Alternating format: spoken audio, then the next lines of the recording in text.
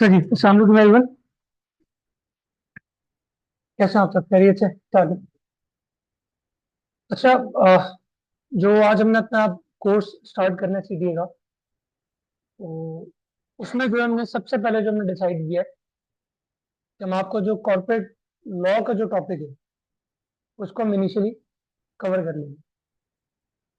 ठीक है, क्योंकि उसके अंदर जो आपकी बिजनेस इंडिविजुअल रजिस्ट्रेशन और आपकी partnership registration and company formation, वो सब चीज़ें हम इनिशियली डिस्कस कर लेंगे कि उसके क्या प्रोस एंड कॉन्स हैं, क्या रिक्वायरमेंट्स हैं, और हमने उसकी रजिस्ट्रेशन कैसे करनी है। राइट। सो आज हम जो स्टार्ट करेंगे वो बेसिकली बिजनेस स्ट्रक्चर से स्टार्ट करेंगे कि पाकिस्तान में हमारे पास कितने बिजनेस स्ट्रक्चर हैं वो अवेलेबल हैं, और हर जो एक इंडिविजुअल बिजनेस स्ट्रक्चर है उसकी क्या कैरेक्टरिस्टिक्स हैं और क्या प्रोस एंड कॉन्स हैं। राइट।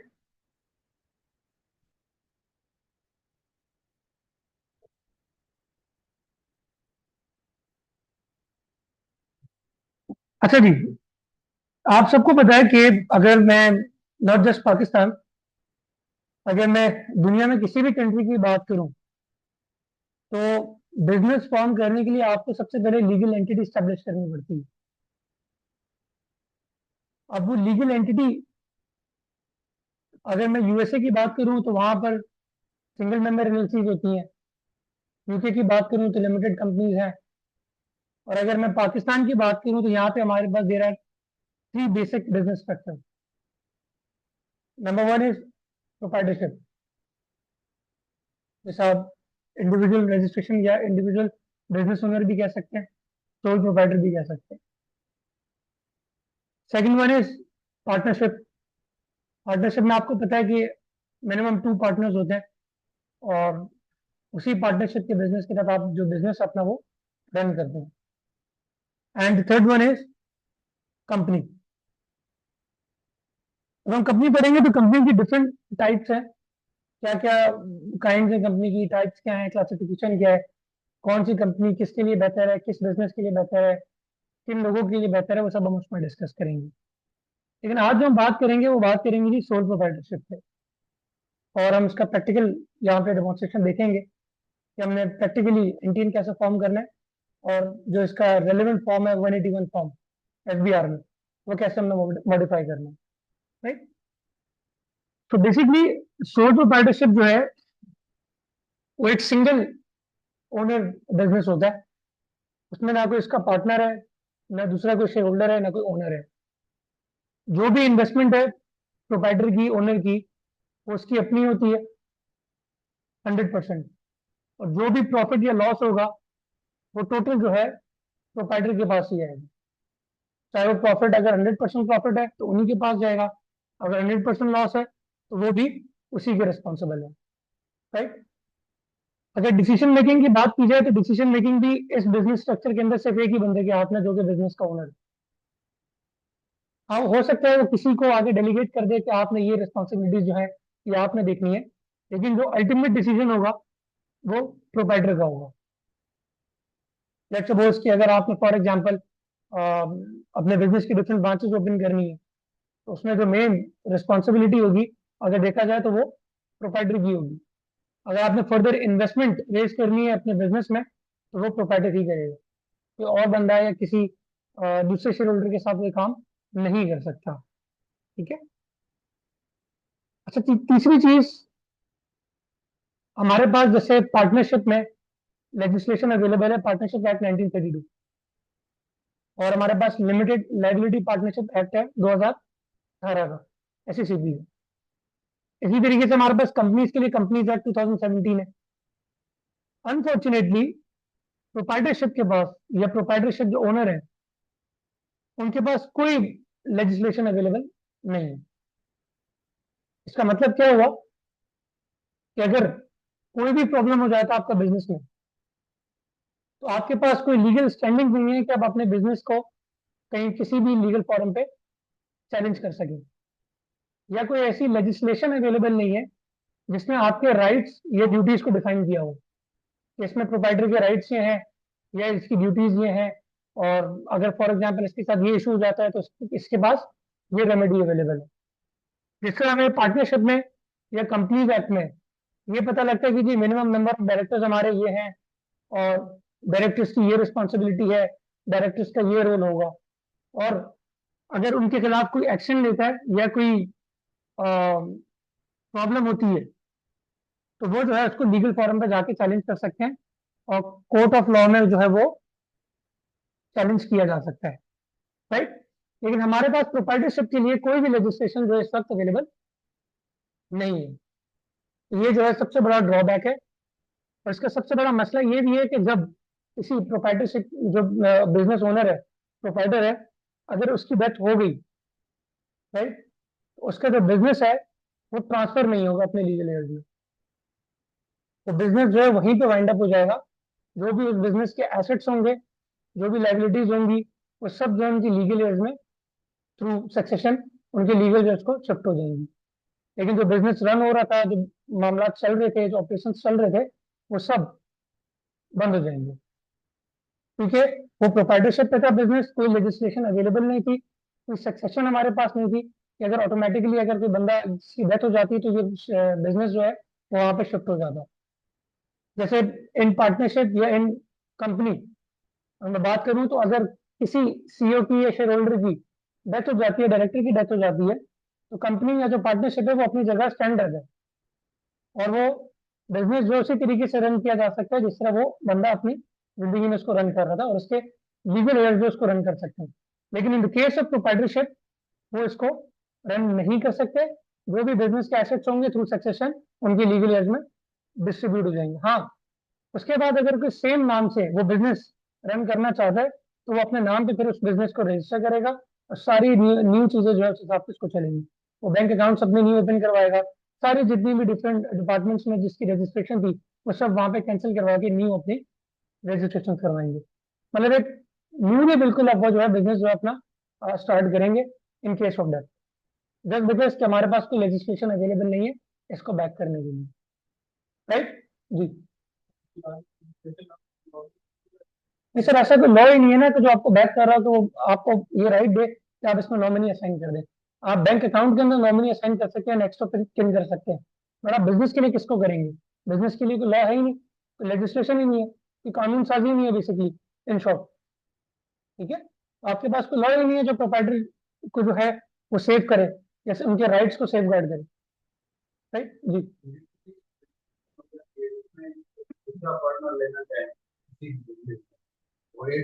नहीं सर, उसके लिए आपको पार्टनरशिप डीड रजिस्टर करवानी पड़ेगी। वो एक सेपरेट लीगल एंटिटी फॉर्म होगी, आपको सेपरेटली पार्टनरशिप को जो है रजिस्टर करवाना पड़ेगा। इंडिविजुअल में आप कोई बंदा ऐड अपने साथ नहीं कर सकते, सिंगल ओनर बिजनेस होता है ये। एक स्पीकिंग पार्टनर होता है और एक एक्टिव पार्टनर होता है, तो दो कैंडिडेट इसमें ये नहीं हो सकता कि एक स्पीकिंग है एक एक्टिव है। सर देखिए, अगर आप म्यूचुअल अंडरस्टैंडिंग की बात करें तो अगर आपने वर्बली चीजें डिसाइड कर ली तो that is something different, but on paper it is not possible. ठीक है जी।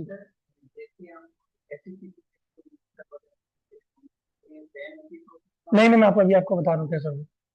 अच्छा जी, यहाँ तक आपको सारी सिनेरियो समझ में आ गया, इसके क्या कैरेक्टरिस्टिक्स हैं, क्या प्रोस एंड कॉन्स इसके। अच्छा जी, उसके बाद अब हमें देखना पड़ेगा कि प्रोप्राइटरशिप की जो रजिस्ट्रेशन है सोल प्रोप्राइटरी की, तो हमने कैसे करनी है और किन किन डिपार्टमेंट्स के साथ करनी है। तो सोल प्रोप्राइटरी के लिए आपने ये चीज याद रखनी है, आपकी जो रजिस्ट्रेशन होगी वो जस्ट एफबीआर के साथ होगी। आपने अपना एनटीएन रजिस्टर करना है, और एनटीएन रजिस्टर करने से जो आपका बिजनेस होगा उसमें आपने अपना बिजनेस ऐड कर देना है। जब आप अपना बिजनेस ऐड कर देंगे तो योर बिजनेस इज रजिस्टर्ड, और उसके बाद आप अपने बैंक अकाउंट्स वगैरह ओपन करवा सकते हैं और अपने बिजनेस को स्मूथली रन कर सकते हैं। नहीं सर, एक ही होगा। सोल प्रोप्राइटर का मतलब ही सही है, सोल, और proprietor means owner, sole owner, single owner. नहीं सर, सर वो पार्टनरशिप की बात हो रही है। देखिए, वो पार्टनरशिप बिजनेस की बात हो रही है, अभी मैं बात कर रहा हूँ सोल प्रोप्राइटरशिप बिजनेस की। 2-3 बिजनेस तो ऐड हो सकते हैं, लेकिन पार्टनर्स ऐड भी हो सकते हैं। मैं आपको ये समझा रहा हूँ। आप बिजनेस तो 10 ऐड करने कोई मसला नहीं है। अब एक बंदे के जो है 10 बिजनेस भी हो सकते हैं, 2 भी हो सकते हैं। सर वो सेपरेट टॉपिक है, लेकिन आपको मैं बता देता हूँ, बिजनेस जो सोल प्रोप्राइटर का जो रिटर्न है ना, वो एक ही रिटर्न जाता है। वर्किंग बैकएंड पे सबकी सेपरेट होगी, लेकिन रिटर्न के अंदर जो फिगर्स पुटअप होंगी वो एक्यूमुलेटली आपने वहां पे रिटर्न में फाइल करेंगे। तो सेपरेटली आप वहां नहीं करेंगे। आपने सारी चीजें जितने भी आपके, अगर आपके 5 बिजनेस है, 6 बिजनेस है, उनका जो एक्यूमुलेटिव जो फिगर है आपने वहां पे जो इनकम है वो शो करनी है आपकी। कल को अगर आपको कोई नोटिस आता है तो आपके पास उसका पूरा ब्रेकअप होना चाहिए। ये मेरी इनकम इस बिजनेस से थी, ये इनकम इस बिजनेस से थी, राइट। अच्छा जी, एफबीआर से रजिस्ट्रेशन करनी है। रजिस्ट्रेशन के लिए सबसे पहले आपको सर एनटीएन नंबर ऑब्टेन करना होगा from federal board of revenue. उसका प्रोसेस अभी हम देखेंगे। और फिर आपने जो है अपना बिजनेस जो है उसमें ऐड करना है। एंड उसके बाद अब आपका जो फॉर्म है 181 फॉर्म, वो अभी हम देखेंगे कैसे आपने मॉडिफाई करना है, वो आपने फाइल करना है। बेसिकली इसके दो प्रोसेस हैं, NTN formation and business addition via 181 form. अच्छा जी, एनडीएन फॉर्म करने के लिए आपके प्री रिक्विजिट क्या है कि आपके पास आपका सीएनआईसी हो, एक ईमेल एड्रेस हो और एक सेल नंबर हो। ये 3 चीजें आपके पास होना जरूरी है। और जी सर वो मैं अभी आता हूँ, जब हम बिजनेस रजिस्टर करेंगे तो वो मैं आपको बताता हूँ। अभी मैं जस्ट बात कर रहा हूँ एंटी इन्फॉर्मेशन की। बैकग्रेड कर दिया मैंने इसको। One is NTN formation, other one is business addition. अभी मैं आपसे बात कर रहा हूँ इंडियन इन्फॉर्मेशन की। जब आप इंडियन फॉर्म करेंगे उसके लिए जो प्री रेक्विजिट है that is CNIC, valid CNIC, email address and cell number, right. यहां तक किसी का कोई क्वेश्चन? देखिए नाम पर होना वो लिखा हुआ तो वहाँ होता है, जरूरी है।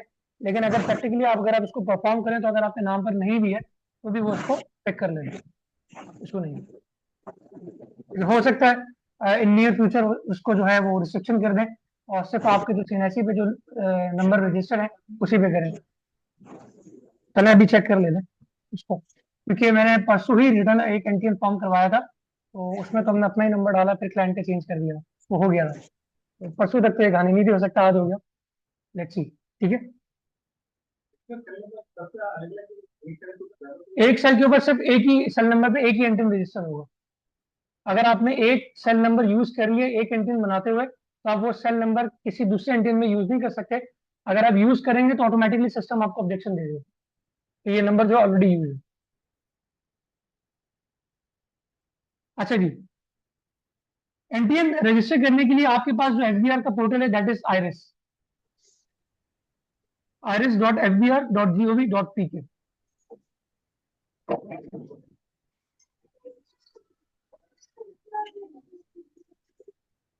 और ये इसका आप देख सकते हैं कि इंटरफेस है।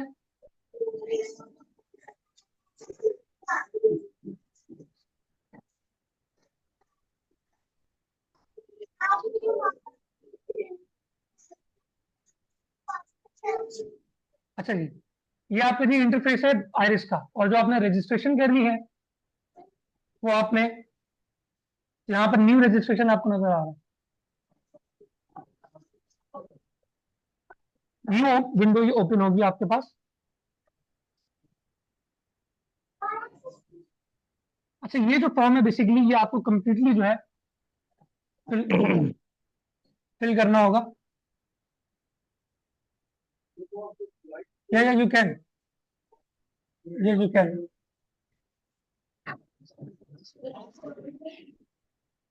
Is that okay?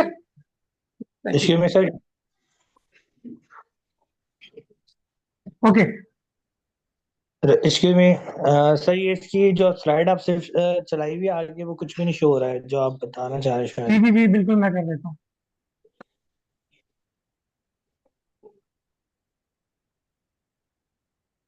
अब आपको शो हो रही है स्क्रीन? जी सर, आप इसको अगर फर्स्ट स्टेप से बता देंगे तो थोड़ा सा दोबारा जी जी, रिव्यू ये हो देख जाए। लें, ये आपका यूआरएल है iris.fbr.gov.pk। यहाँ पे आप लॉगिन करेंगे, सॉरी ठीक इसको है आप सर। एंटर करेंगे, ये आपके पास इंटरफेस आ जाएगा। तो न्यू रजिस्ट्रेशन के लिए आपके पास ये ऑप्शन अवेलेबल है, दैट इज न्यू रजिस्ट्रेशन। तो आपके पास ये फॉर्म जो है वो ओपन हो जाएगा।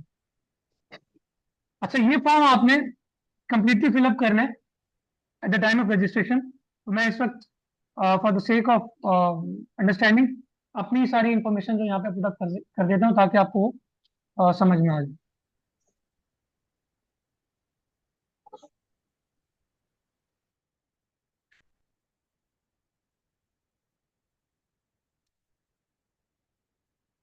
CNIC नंबर,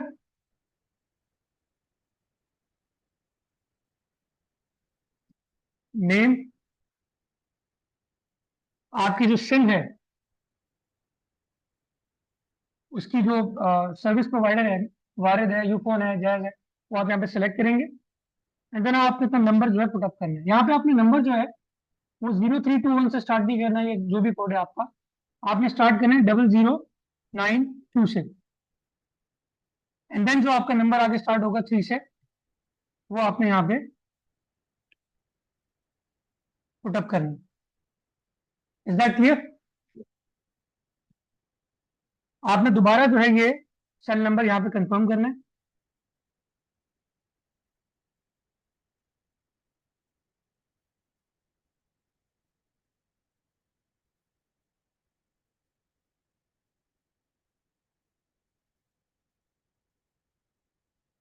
और आपने ईमेल एड्रेस जो है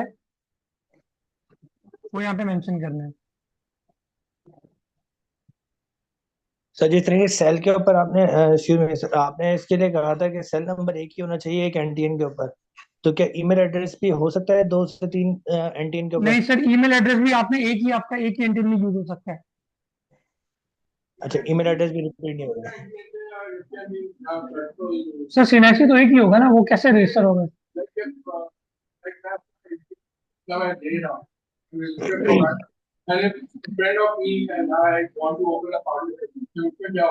दैट इज डिफरेंट सिनेरियो। उसमें जो आपको एंटिटी इशू होगा वो पार्टनरशिप फॉर्म के नाम से इशू होगा। लेट्स सपोज आपकी पार्टनरशिप बिजनेस का नेम है दैट XYZ एसोसिएट्स, उस वक्त जो एंटिटी इशू होगा वो XYZ एसोसिएट्स के नाम से इशू होगा और उसका सेपरेट एंटिटी नंबर आपको अलाउड होगा, राइट? तो सर जो सोल एड्रेस इंफॉर्मेशन यहाँ पे आपने प्रोवाइड करनी है। अभी आप अपने एनटीएन फॉर्म कर रहे हैं, बिजनेस ऐड नहीं कर रहे हैं, तो यहाँ पर आपने अपना जो है रेजिडेंशियल एड्रेस जो है वो देना है, ठीक है?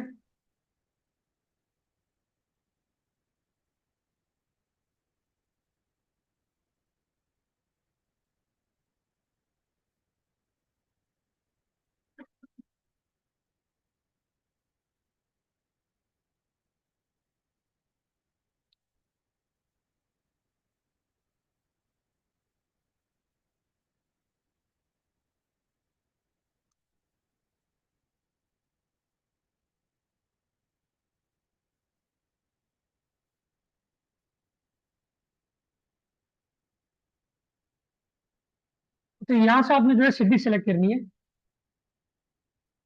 आप सिटी लिखेंगे एंड देन इसको सर्च करेंगे। ऑब्वियसली आपको पता है जो सिटी होती है वो कंप्लीट डिस्ट्रिक्ट्स में डिवाइड होती है डिफरेंट। तो आपने देखना है कि आपका एरिया जो है वो किस डिस्ट्रिक्ट में फॉल कर रहा है। जैसे ये कराची साउथ सदर डाउन क्लिफ्टन, राइट? और आप इस जो आप एड्रेस यहाँ पे पुटअप कर रहे हैं, आप वहाँ पे टेनेंट है या ओनर है, आपने ये चीज भी यहाँ पे मेंशन करनी है। लेट्स सपोज ये ओनर है, ओनर है तो इनका शेयर कितना क्या होगा? 100%। और अगर यहाँ पे आप टेनेंट हैं तो आप इसको जस्ट 1% भी करके आगे, क्योंकि 0 पे ये इसको पिक नहीं करेगा, आपने जस्ट 1% करके इसको सबमिट कर देना। अच्छा, ये कैप्चा आपने यहाँ पे फिलअप करना है।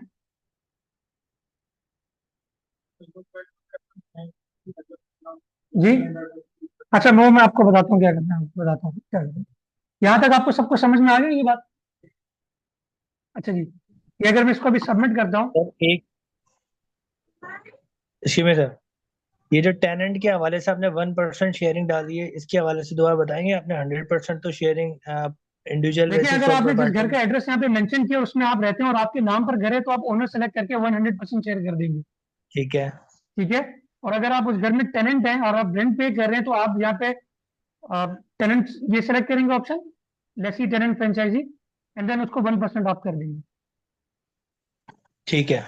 अच्छा, खुद के देखिए वो नाम के ऊपर ना हो, अगर फैमिली मेंबर के किसी के नाम के ऊपर हो घर, तो क्या करेंगे? तो तो आप भी देखिए, हैंडल लेट्स कर? सपोज जैसे किसी के फादर के नाम पे घर होता है और लेट्स सपोज 2 भाई हैं, और आप जी लोगों को जी। पता है कि जी ये 50-50% हमारा है, तो आप उसको ओनर करके 50% कर दें, दैट्स नॉट एन इशू। चल सही है, ठीक है सर। ठीक है। Thank you. अच्छा जी, ये इन्होंने किसी ने क्वेश्चन पूछा, एड्रेस रेजिडेंशियल लिखना है या बिजनेस। तो अभी मैं एंटी इन्फॉर्मेशन की बात कर रहा हूँ, बिजनेस एडिशन की नहीं। तो इसमें हम जो है रेजिडेंशियल एड्रेस मेंशन करेंगे, जहाँ पे आप रह रहे हैं, जो आपका रेजिडेंस है, जो सीएनआईसी पे हो या जो आपका एक्चुअल एड्रेस हो, वो भी कर सकते हैं। अच्छा जी, ये ईमेल का प्रॉब्लम कर रहा है।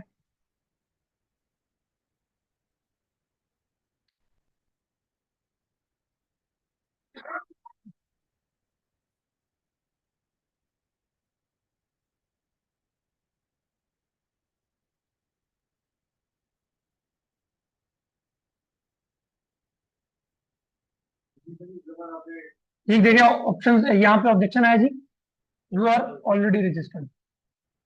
जो बंदा रजिस्टर्ड नहीं होगा, एक नई विंडो ओपन होगी जिसमें आपका एसएमएस कोड और दूसरा ईमेल कोड, वो यहाँ पर आपको पुटअप करने होंगे, जो आपकी ईमेल और आपके एसएमएस पे आए होंगे। जब आप पुटअप करेंगे, उसको ओके करेंगे, तो ईमेल एड्रेस पे आपको पासवर्ड आपका रिसीव हो जाएगा। ठीक है, एंड देन आप जो है आगे अपना काम कर सकते हैं। अब इसके अंदर जो सिनेरियो है वो ये है कि आपकी आईडी क्या होगी। आईडी आपका हमेशा आपका सीएनआईसी नंबर होगा, और जो पासवर्ड आपने वहाँ सेट किया होगा, रिसीव हुआ होगा आपको, वो आपने यहाँ पे मेंशन कर देंगे। यहाँ से कोई क्वेश्चन पूछ रहा हूँ? आपने लेकिन 10 इंटरनेट के साथ ही लिस्टेड हो गए, तो लेटर में बाद में कुछ दिन का बिल्कुल, वो हम मॉडिफिकेशन में देखेंगे कैसे करना। ठीक है। सर अच्छा जी। सर, एक सवाल हो रहा है, जो ये रजिस्ट्रेशन वगैरह का जैसे आप जी जी। बता रहे हैं कि अब मैं कराची के अंदर अगर देखिए, ये तो just register. For the sake of registration purpose है। आप अगर आप करना चाहते हैं, अगर दादा के नाम पर, आप अपना जो आपका एक पार्ट बन रहा है उसमें से आप उसको कैलकुलेट कर लें और उसको वहां लिख नहीं, दें। मैं उसके उसके हवाले से बात समस्या नहीं नहीं कर है। रहा, जिस तरीके से अभी मैं सर आप कराची प्लीज के जो अंदर sir just a second, Shahbaz sahab just a second please. Sir मैं बोल रहा हूँ और सलाम बात कर रहा हूँ। नहीं, कोई इशू नहीं आता। ठीक है। ये जस्ट बेसिकली एफबीआर ने मैक्सिमम डाटा कलेक्ट करने के लिए, जो हमारे पोर्टल पे या एफबीआर से रजिस्टर्ड हो रहा है, उसके पास मतलब क्या एसेट्स हैं, क्या चीजें हैं।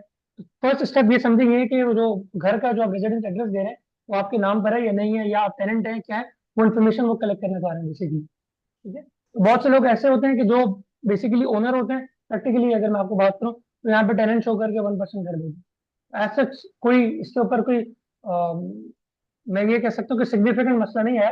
हाँ, अगर वो अपने रिटर्न फाइलिंग के बाद कोई अगर वेल्थ स्टेटमेंट में ये वायोलेशन कर रहा है, इवेजन कर रहा है, दैट इज समथिंग डिफरेंट। वो फिर उनके पास डेफिनेट इन्फॉर्मेशन अवेलेबल होती है और नोटिस आपको आ सकता है। जी एक्सक्यूज मी सर। जी। जी एड्रेस जान रहा हो कराची का, वो दे सकते हैं। देखिए, इसमें आप बिल्कुल दे सकते हैं। इसके अंदर एक चीज मेंशन मैं आपको कर दूं कि जब आप एनटीएन रजिस्टर करवा रहे होते हैं और उस पर जब आप रेजिडेंशियल एड्रेस मेंशन कर रहे होते हैं, तो आप ये बता रहे होते हैं कि मैं यहाँ रहता हूँ, और उसी के हिसाब से एफबीआर आपका रीजनल टैक्स ऑफिस आपको एलोकेट करता है। मिसाल के तौर पर बहुत से लोग ऐसे हैं जो इंटीरियर सिंध, इंटीरियर पंजाब में पैदा हुआ, यहाँ पर आए, वो पिछले 20-25 साल से यहाँ पे सेटल है और वो काम करें, लेकिन उनका परमानेंट एड्रेस पंजाब का होता है क्योंकि उनके घर वहां पर है या सिंध का होता है। वो क्या करते हैं, गलती ये करते हैं कि वो अपना परमानेंट एड्रेस यहाँ पे लिख देते हैं at the time of registration. जब वो यहाँ पे लिखते हैं तो उनका रीजनल टैक्स ऑफिस जो उनका उस एरिया में आ रहा होता है, वो बन जाता है। तो आपने अपनी ये चीज सेलेक्ट करनी है कि अगर आप जहाँ पे रह रहे हैं, अगर आपका यहाँ पे लॉन्ग टर्म है और आप यहाँ, आपका बिजनेस यहाँ पर है, आपकी जॉब यहाँ पर है, आपने अपना करंट एड्रेस जो है यहाँ पे अपडेट करना है। जब आप करंट एड्रेस करेंगे तो आपका कराची का ही आरटीओ जो है आपको एलोकेट किया जाएगा। तो इन फ्यूचर कोई भी अगर आपको नोटिस रिसीव होता है, तो आप इजीली जाके इस आरटीओ में अपने केस को जो है प्रेजेंट कर सकते हैं, जो भी आपके मामला आप उसको देख सकते हैं। ठीक है जी। ऑनलाइन पार्टिसिपेंट में कोई क्वेश्चन मुझसे पूछ रहा था, प्लीज।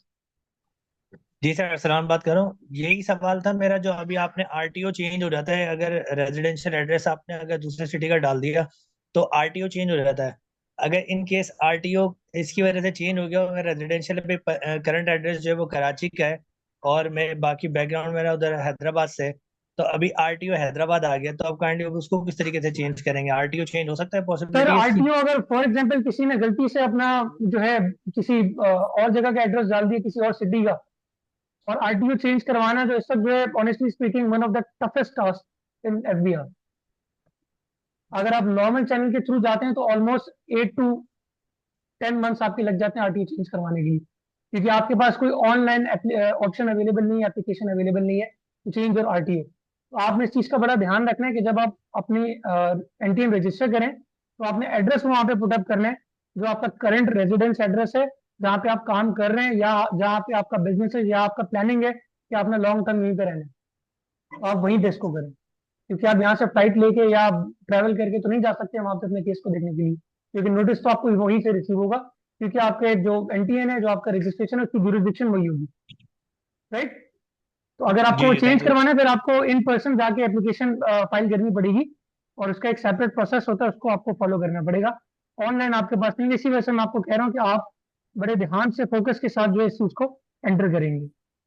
तो अब तो हो गया, अब इसको किस तरीके से, उसकी कोई अगर एप्लीकेशन या कोई उसका गाइडेंस हो तो सर वो आपको करें शेयर। फिजिकली जो है अपने आरटीओ में जो है ना एप्लीकेशन मूव करनी पड़ेगी कि आप मेरा आरटीओ यहाँ पे कर दें, और कोई सिग्निफिकेंट आपको रीजन बताना पड़ेगा कि आपने क्यों ये किए, तो आपको फिजिकली जो है आरटीओ जो है विजिट करना पड़ेगा। जी जी, अब तो चलें, ठीक है, थैंक यू सर, ठीक है सर, ये थैंक यू। वेलकम।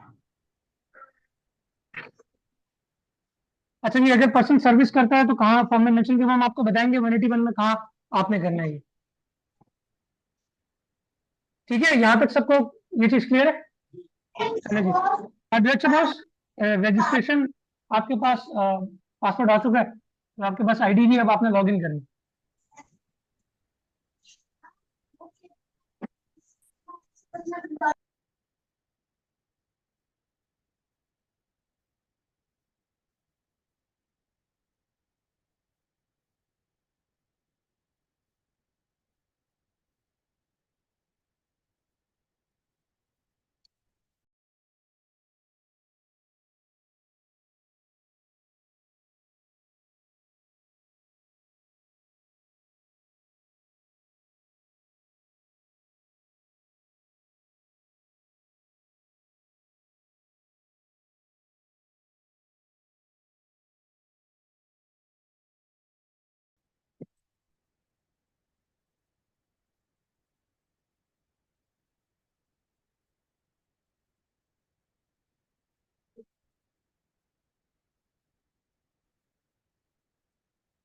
अच्छा जी, जब आप एनटीएन फॉर्म कर लेंगे और उसको आप लॉग इन करेंगे तो ये आपकी किस्मत का ताला खुल जाएगा,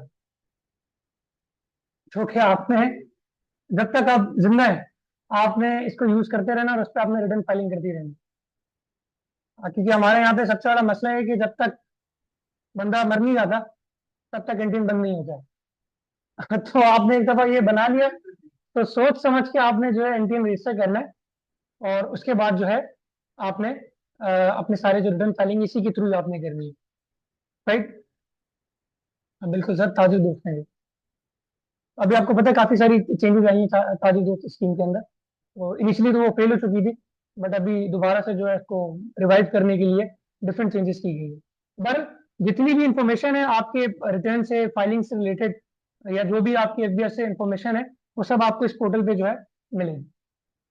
अच्छा जी, इनिशियली मैं आपको बता देता हूँ, ये पोर्टल आप देख सकते हैं कि सबसे पहले तो यहाँ पर आपका नाम, ये प्रोफाइल आपकी, अगर आपने पासवर्ड चेंज करना है, पिन को चेंज करना है, और अगर आपने अपना रजिस्ट्रेशन सर्टिफिकेट डाउनलोड करना है तो आप यहाँ से इसको कर सकते हैं। ये आप इसको क्लिक करेंगे तो ये आपके पास,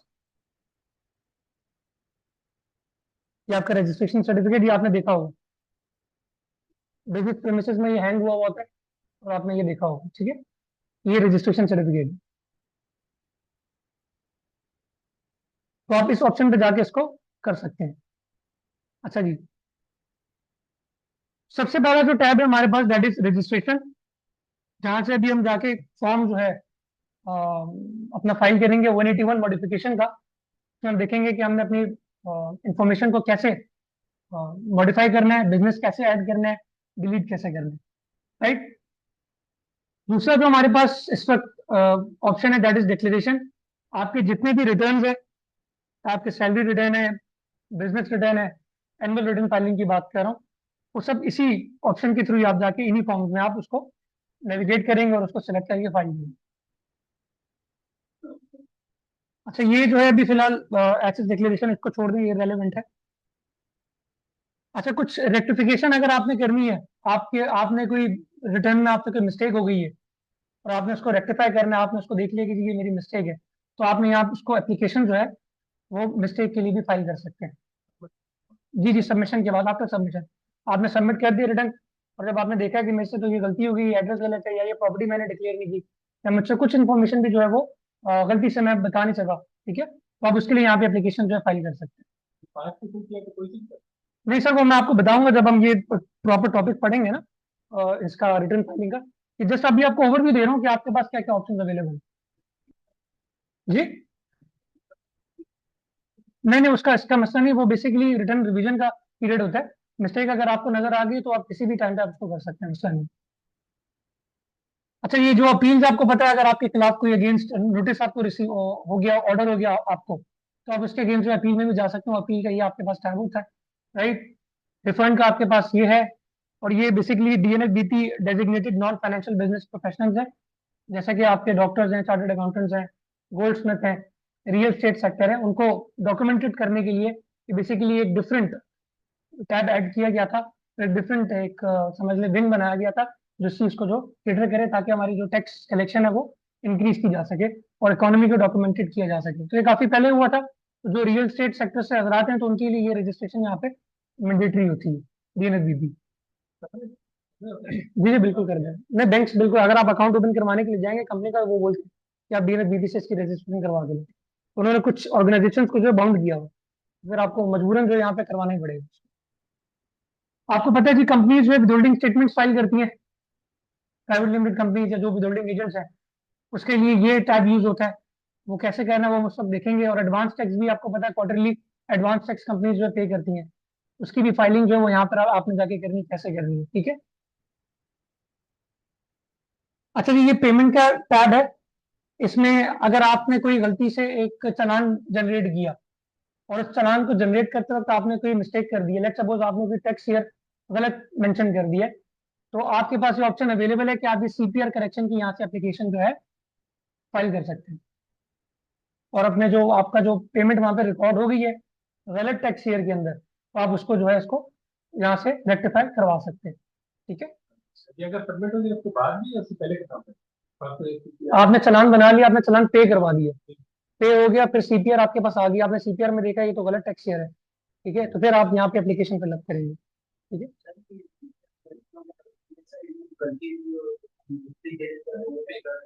हाँ, ये देखिए, ये पेमेंट के बाद वाली कहानी है। पेमेंट से पहले अगर आपने उसको देख लिया है कि आपने डिटरमिन कर लिया कि मेरे से गलती हो गई, तो आप उसको उसी वक्त रिवाइज करें, नया चालान दे दें उनको, that's it. Sir, computerise payment receipt, जब आप चालान के थ्रू पेमेंट करते हैं बैंक जाके या ऑनलाइन, तो एफबीआर आपको सीपीआर जनरेट करके देता है। फॉर एग्जाम्पल, अगर मैं आपसे कोई सर्विस आपको कोई प्रोवाइड कर रहा हूँ और आप मुझे पेमेंट दे रहे हैं, तो मैं आपको अपनी रिसीट तो दूंगा ना कि आपने मुझे पेमेंट दी है। तो एफबीआर को भी जब आप पेमेंट करते हैं तो वो आपको रिसीट देता है, तो वो कंप्यूटराइज एक जनरेटेड रिसीट होती है जिसे सीपीआर कहते हैं, ठीक है। अच्छा जी, ये सेल्स टैक्स का है, ये इसको अभी हम छोड़ेंगे क्योंकि ये रेलेवेंट है, ये मैं आप जब हम सेल्स टैक्स का टॉपिक पढ़ेंगे उस वक्त मैं आपको बताऊंगा। ये भी सेल्स टैक्स से ही रिलेटेड है। अच्छा, ये एमआईएस है। अच्छा, ये एमआईएस में आप चेक कर सकते हैं कि information centre payment details,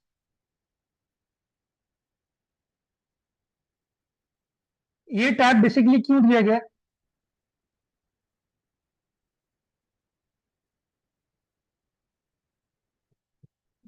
for example, कोई एम्प्लॉय है कंपनी में, अब उसकी सैलरी में डिडक्शन हुई है, ठीक है, और उसने ड्यूरिंग द टैक्स ईयर गाड़ी भी परचेज कर ली है, उस पर भी टैक्स डिडक्शन हुई है, घर परचेज किया है, कुछ प्राइस बॉन्ड्स लिए थे, प्राइस बॉन्ड्स भी उसके लेट्स सपोज अगर उनको मिल गए, अमाउंट मिली है, उस पर भी कुछ डिडक्शन हुई है। अब आपने कहा यार ये चले मेरे पास रिसीट्स तो हैं, ये ऑनलाइन एफबीआर कहता है कि हमारे पास ये डाटा अवेलेबल है, तो मैं कहाँ से जाके उसको क्रॉस वेरीफाई कर सकता हूँ कि मेरी ये पेमेंट डिपॉजिट हो चुकी है या नहीं हुई। आपके पास ये MIS का ऑप्शन है।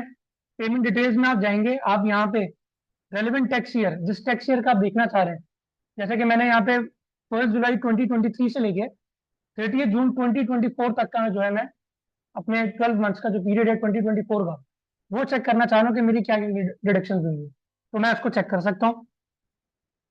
यहाँ पे मैं अपना CNIC एंटर करूंगा।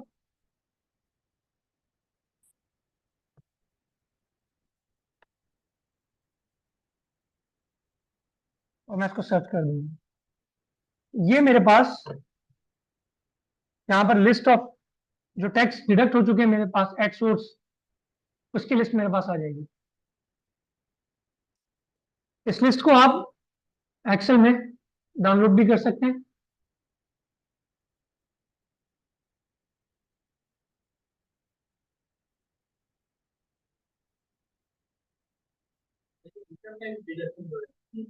जी जी बिल्कुल। ये आप इसको देख सकते हैं कि ये पेमेंट आईडी, CPR नंबर, अच्छा किसने डिडक्शन की है पेमेंट, उस ऑर्गेनाइजेशन, जैसे मैंने कार्ड से पेमेंट की तो कार्ड का बैंक का नाम आ गया, जिसने मेरे नाम पर ये हुई है, मेरा CNIC नंबर, और किस सेक्शन के तहत हुई है पेमेंट, तो यहाँ पर tax month, tax year, taxable amount और पेड अमाउंट। ये टोटल आपके पास जो एक शीट जो है कॉम्प्रिहेंसिव आपके पास आ जाएगी, जिसको आप जब आप रिटर्न फाइल कर रहे हो और अपने डाटा से आप उसको क्रॉस वेरीफाई कर सकते हैं। ठीक है, अच्छा वो मैं आपको बताता हूँ। वो मैं आपको बताता हूँ।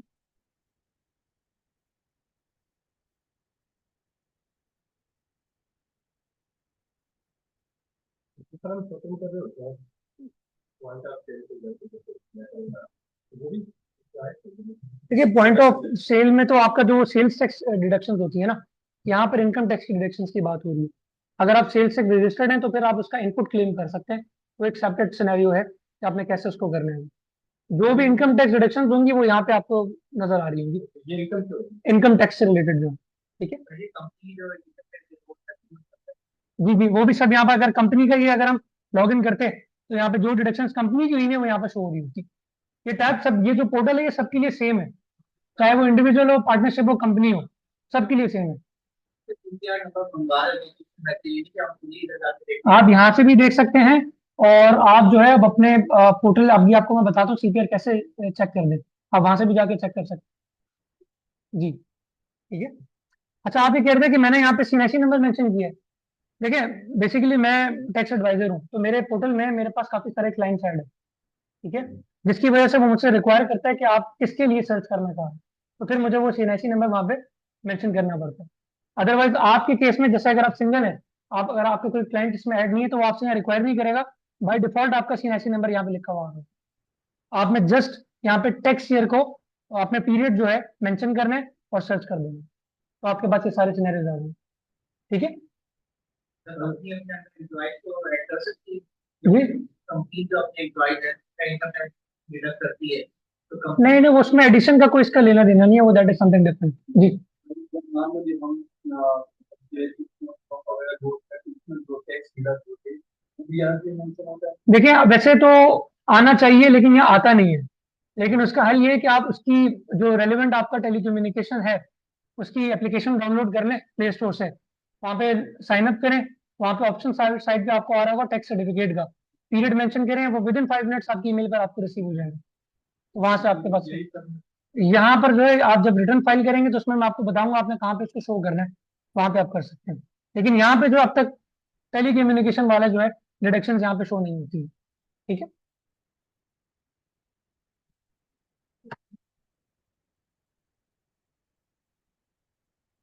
अच्छा जी, अब हम बिजनेस ऐड करना जो है वो सीखेंगे। यहाँ तक तो हमने सारी बातें सीख ली, कैंटीन कैसे फॉर्म करना है और आपने पोर्टल को कैसे नेविगेट करना है, क्या क्या टैब्स हैं आपके पास। अच्छा ये जो है, आप ऑब्वियसली आप रजिस्टर तो अपने आप को कर चुके हैं, तो ये फॉर्म ऑफ रजिस्ट्रेशन जो है वो आपके लिए इरेलीवेंट हो गया, राइट। आपने करनी है मॉडिफिकेशन, अमेंडमेंट करनी है आपने। उसके लिए आपके पास ये जो है टैब अवेलेबल है, that is 181 form of registration file for modification. Again ये मुझसे रजिस्ट्रेशन नंबर मांग रहा है, क्यों? क्योंकि मेरे पास डिफरेंट क्लाइंट साइड है। आपके केस में ये नहीं मांगेगा, जस्ट आपसे टैक्स पीरियड आपसे रिक्वायर करेगा।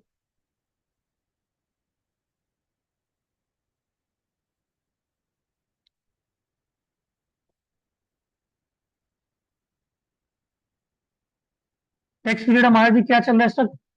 2025 स्टार्ट हो चुका है, 1 जुलाई से 2025 स्टार्ट हो चुका है ना, ठीक है। जी जी बिल्कुल, चाहे आपने बिजनेस ऐड करना हो, एड्रेस चेंज करना हो, कुछ और अगर आपने अभी देखेंगे जो अमेंडमेंट्स करनी हो करनी हो, आपने जो भी मॉडिफिकेशन करनी है वो यहीं से होगी, राइट।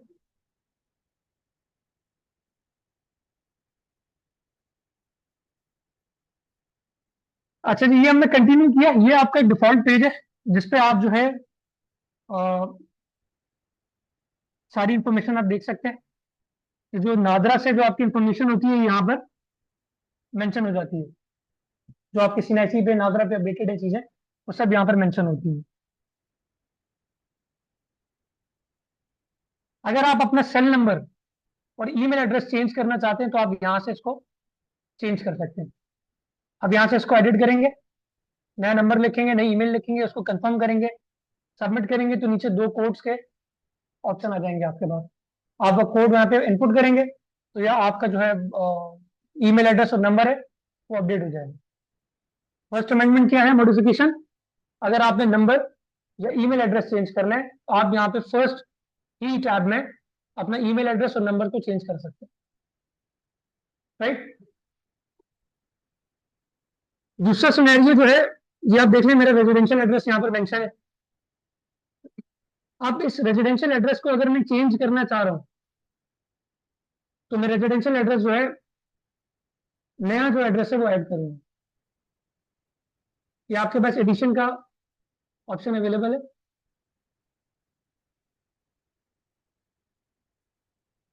जी, रेजिडेंशियल प्रॉपर्टी है, अपार्टमेंट है,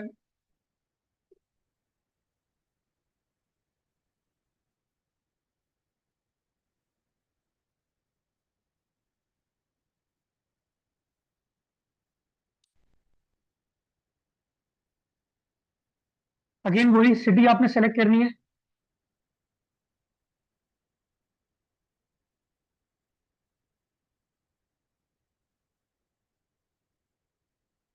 कैपेसिटी वही, दोबारा आपसे क्वेश्चन पूछना है जी, आप ओनर है या टेनेंट है?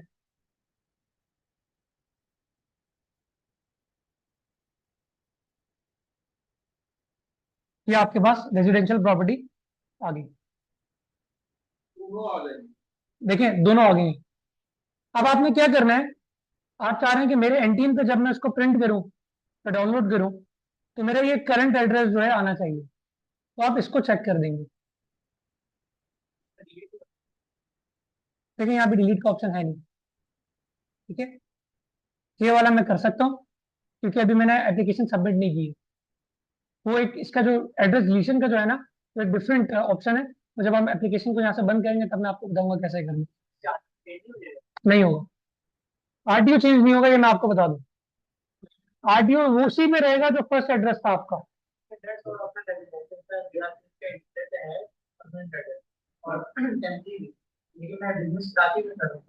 सर आप यहीं पे करें, क्योंकि अगर आप बिजनेस कर रहे हैं और आपका सोल प्रोप्राइटरशिप पे बिजनेस है तो आपको अगर नोटिस रिसीव होता है तो आपने यहीं पे फेस करना पड़ेगा, वहां नहीं करना पड़ेगा। तो मेरा आपको रिकमेंडेशन ये आप यहीं पे इसको करें।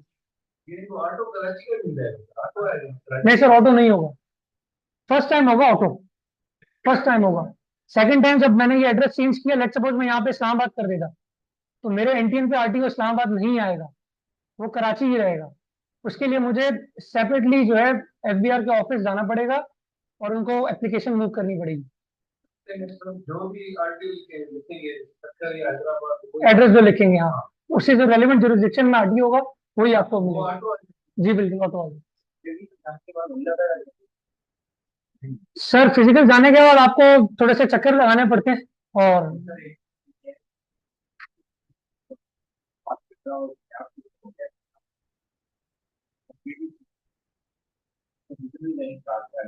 जी जी सर बिल्कुल बनता ये है, ये एक मसला है बहुत बड़ा। जो लोग यहाँ से वहाँ शिफ्ट कर जाते हैं या वहाँ से इधर आते हैं, तो जब आरटीओ का प्रॉब्लम होता है, ये बड़ा मसला है और ये टाइम लेता है। इसके लिए आपको या तो आप खुद जाएं या फिर आप किसी को हायर करें।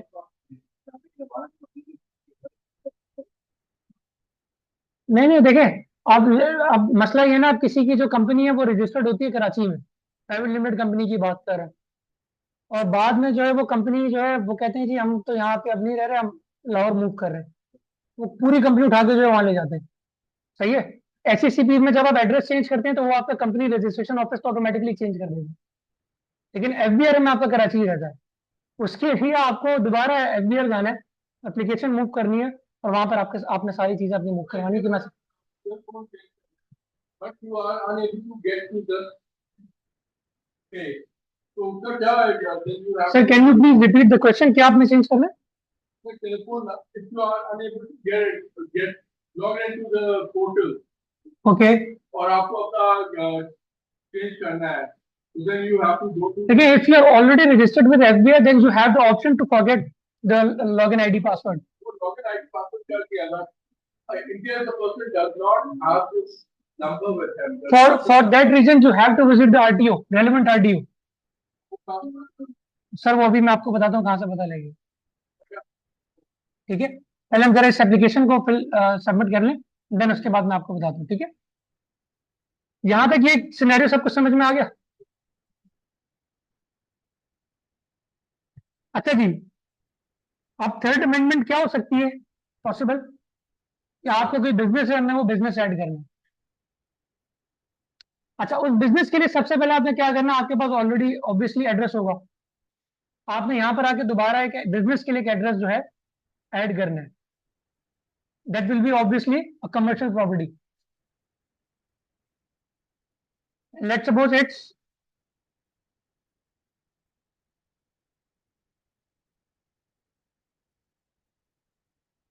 ऑफिस। यहाँ पर आपने कंप्लीट एड्रेस जो है ऑफिस का वो आपने लिखना है।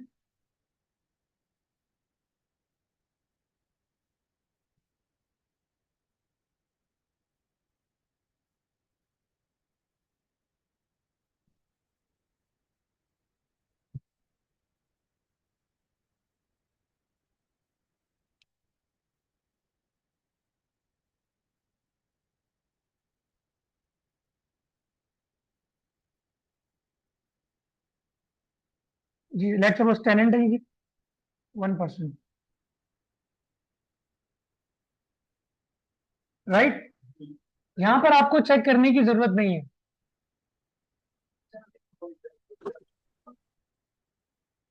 बिल्कुल हो सकता है, सुनिए जी।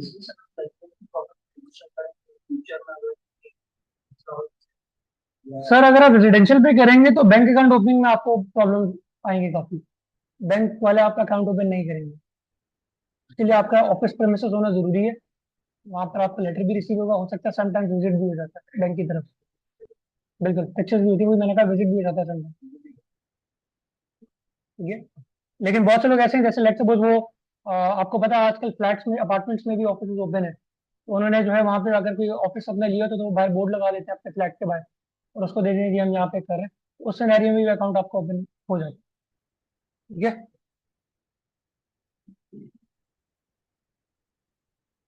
अच्छा जी, ये बिजनेस एड्रेस हमारा ऐड हो गया। अब यहाँ पे हमने बिजनेस जो है उसको ऐड करना है। बिजनेस नेम क्या है, कोई भी मुझे सजेस्ट करते हैं, बिजनेस नेम बताइए जी।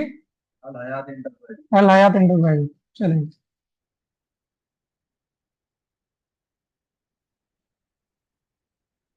अच्छा, बिजनेस आपने स्टार्ट कब किया है? लेट्स सपोज 1 अगस्त को, आज की डेट कर लें। बिजनेस में आप जी ओनर है, राइट। आपने सबसे पहले नेम एंटर किया, बिजनेस स्टार्टिंग या एक्विजिशन डेट, और किस कैपेसिटी में आप स्टार्ट करें, obviously you are the owner, आपने वो सिलेक्ट किया। एंड देन यहां पर आपने एक्टिविटी चूज करनी है कि आप क्या बिजनेस कर रहे हैं। अगर लेट्स सपोज मैं यहाँ पे लिखूं कि I am running a travel agency, मेरे पास इससे रिलेटेड ये एक्टिविटीज आ गई। अगर मैं यहाँ लिखूं कि जी I am a general order supplier, ये इसकी एक्टिविटी हमारे पास है। सोलर भी लिख देते हैं सर, सोलर का हमारे पास नहीं है, उसमें आप ट्रेडर ट्रेडर भी नहीं आएगा उसमें। देखिए जनरल ऑर्डर सप्लायर का आया था,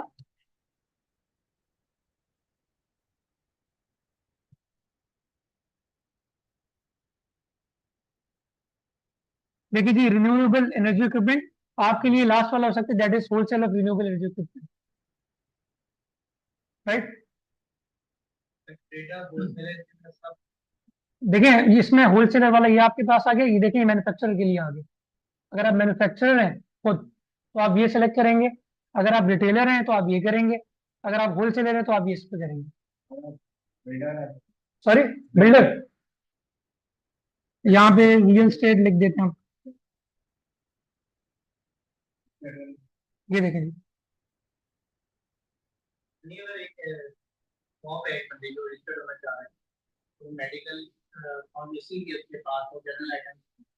आप फार्मेसी में इसको कर सकते हैं,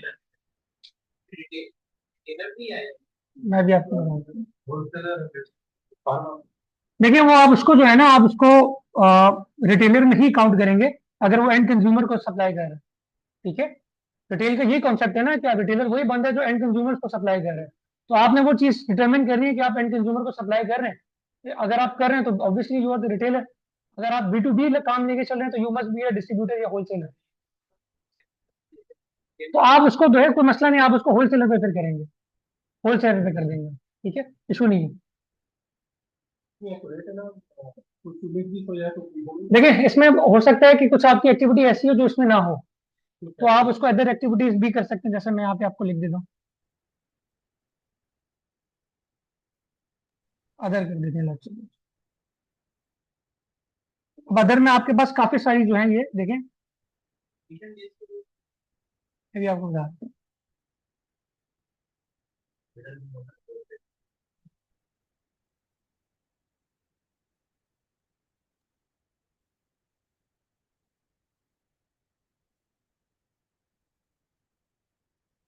ये देखिए अदर सर्विसेज में ये भी आ गया आपका, और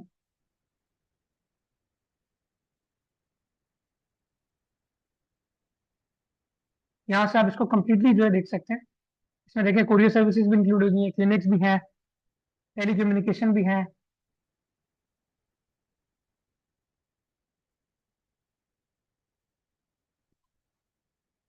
नहीं वहां पे भी आ जाएगा, कोई मसला नहीं, इसमें देख लेते हैं अभी, ई कॉमर्स होगा या IT होगा।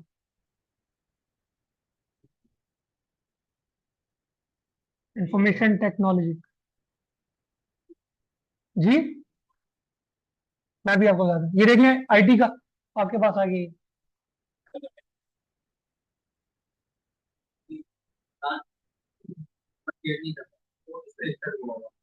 दराज जो है किसी से परचेज नहीं करता तो वो किस पर रजिस्टर्ड होगा। देखिए ये बेसिकली आता है IT में।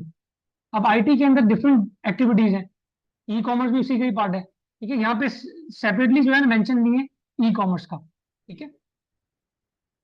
इसमें देखें आप ये लास्ट में देखें लिखा है other information technology and computer service activities, तो वो जनरली उन्होंने इस चीज को मेंशन कर दिया, उसके डोमेन में जो जो भी आता है वो सब इसके अंदर मेंशन हो जाएगा। अच्छा इसके अलावा किसी ने क्या किया था जी, अच्छा ये टैक्स एडवाइजरी सर्विस अगर हम करें, आपके पास ये आ जाती है इसकी accounting, book keeping, auditing services, tax services.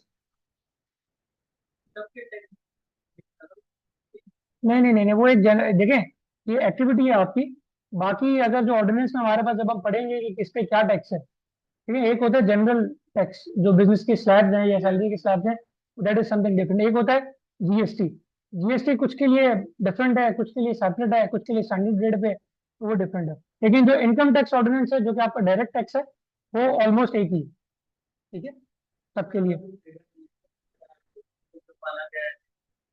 नहीं वो देखिए उसके लिए जो प्रॉफिट पे जो उसने टैक्स पे करना है वो वही बिजनेस इनकम टैक्स ही पे करेगा जो एज पर द स्लैब है, ठीक है।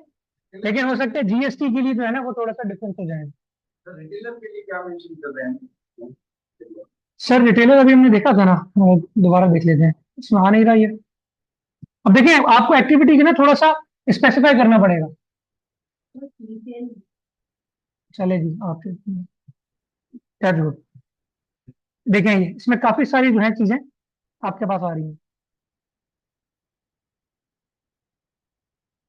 क्लोथिंग एंड फुटवेयर से रिलेटेड है, अगर आप फूड एंड बेवरेजेस का काम कर रहे हैं उसके लिए है।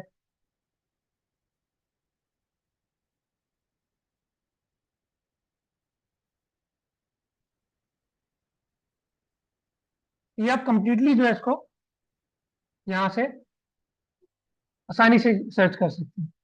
जीएसटी एक्सपोनेंस के अंदर अलग अलग हो सकते हैं। जी जीएसटी जी एक्सपोनेंस के अंदर अलग अलग हो सकते हैं। अलग अलग से मुराद आपकी मतलब सिम में चल रहे 15%, किसी से दूसरे बिजनेस में 30, इस तरह हो सकते हैं। सर देखिए हो सकता है, देखिए जीएसटी हमारे पास दो तरीके के हैं। एक है फेडरल, जो आपके 18% है, गुड्स पे होता है। एक होता है सर्विसेज पे। सर्विसेज जो है वो प्रोविंशियल सब्जेक्ट है, तो हर प्रोविंस जो है वो अपने हिसाब से जो उनका टैक्स रेट है उसको अप्लाई कर सकता है। हो सकता है एक बिजनेस है जो कि बलूचिस्तान में भी रजिस्टर्ड है, सिंध में भी है, इस्लामाबाद में भी है, तो अगर इस्लामाबाद के रेट डिफरेंट है तो वहाँ पे डिफरेंट होंगे, सिंध के डिफरेंट होंगे। अगर वो सब एक जैसे ही है तो वो एक जैसे ही होंगे, कोई मसला नहीं, बिल्कुल हो सकता है। ठीक है। सर मैं अभी डेट डाली थी बिजनेस कब से है, जी जी तो रजिस्टर अब कर रहे हैं, पुरानी डेट डाल सकते हैं 2 साल डाल सकते हैं सर, कोई मसला नहीं है। उसका रिटर्न भरना पड़ेगा लास्ट ईयर। तो देखिए अगर आपको नोटिस रिसीव हो जाता है तो फिर आपको करना पड़ेगा, अदरवाइज आपके पास उसकी वर्किंग होना जरूरी है। समटाइम्स ये होता है कि जब आप एनटीएन रजिस्टर करते हैं तो आपको नोटिस रिसीव हो जाते हैं पिछले 2-3 साल के। तो बेसिकली सिस्टम जो है उनका जनरेट ही ऐसे हुआ हुआ है, वो रन ही ऐसा करता है कि जब आप आ जाते हैं वो ऑटोमेटिकली आ जाए। लेकिन अगर आपको 2 से 3 बार रिमाइंडर आ जाए उसके ऊपर तो फिर आपको उसको सीरियसली लेने की जरूरत है। तो ईमेल जाएगा। यहाँ पर भी आता है और ईमेल पे भी आपको रिसीव हो जाता है। सर बिजनेस डेट भी इस साल की लिखते हैं, डेट सपोज तब भी आएगा वो। मैं आपको ये बता रहा हूँ ना, बहुत से लोग ऐसे हैं जो स्टूडेंट्स थे जिन्होंने 18 साल के होते ही अपने इंडियन रजिस्टर किया, उनको पिछले 3 साल के नोटिस दे दिए। वो इसलिए क्योंकि वो सिस्टम ही उनका ऐसे काम कर रहा है, उसके जो एल्गोरिथम्स हैं वो ऐसे हैं कि जब आप रजिस्टर करते हैं तो आपको ऑटोमेटिकली थोड़े टाइम के बाद 3-4 साल के आपको नोटिस रिसीव हो जाते हैं। लेकिन अगर आपको वो बार बार नोटिस रिसीव हो रहा है, उस पर रिमाइंडर्स आ रहे हैं और आपको वहाँ पे कॉरेस्पॉन्डेंस चल रही है, तो फिर आपको उस पर कुछ ना कुछ करना पड़ेगा। फर्स्ट टाइम नहीं किया तो आप जीरो करके भी कर सकते हैं। फर्स्ट टाइम रिटर्न जीरो करके देखिए, नील फाइलिंग इज समथिंग डिफरेंट और जीरो करके फाइलिंग करना इज समथिंग डिफरेंट। तो बहुत से लोग ऐसे करते हैं, कहते हैं हमें तो कुछ किए नहीं, पूरे रिटर्न को 0-0 करके फाइल कर देते हैं। तो ये अपने साथ ही ज्यादती करते हैं, क्लाइंट के साथ भी ज्यादती करते हैं। हाँ नहीं नहीं, वो कुछ नहीं, जो एक्चुअल चीजें हो वही डालनी है। लेकिन आप इन्फॉर्मेशन ले लें अपने क्लाइंट से क्या है, या आपकी अपनी जो इन्फॉर्मेशन है उस हिसाब से अपनी चीजों को जो वहाँ पे पुट अप करना है।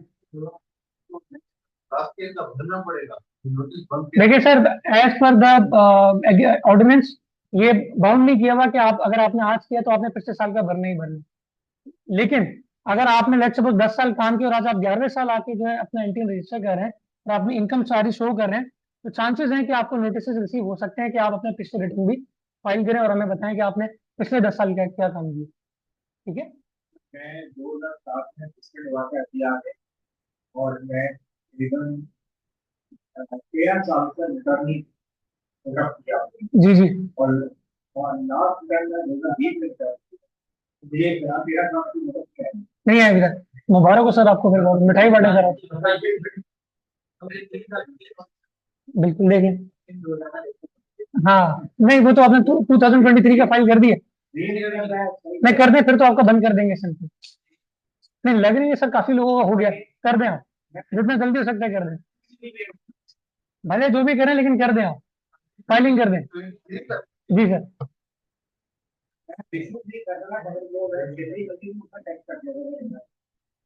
चलिए ये चीजें हम थोड़ा क्लास के एंड में ये क्यूरीज को रिस्पॉन्ड करते हैं। जी सर।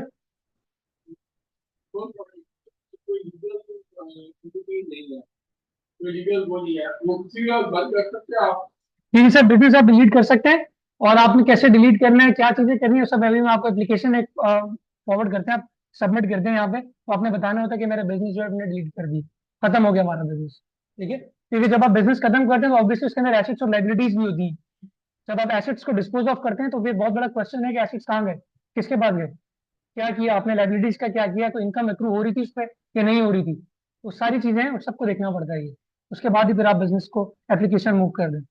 अच्छा जी, let's suppose for the sake of this purpose कि हमने रजिस्टर करना है बिजनेस, हम ट्रैवल एजेंट जो है इसको सेलेक्ट कर लेते हैं, और लेट्स सपोज आज ही की डेट से हम इसको स्टार्ट कर रहे हैं, सही, और हम इसको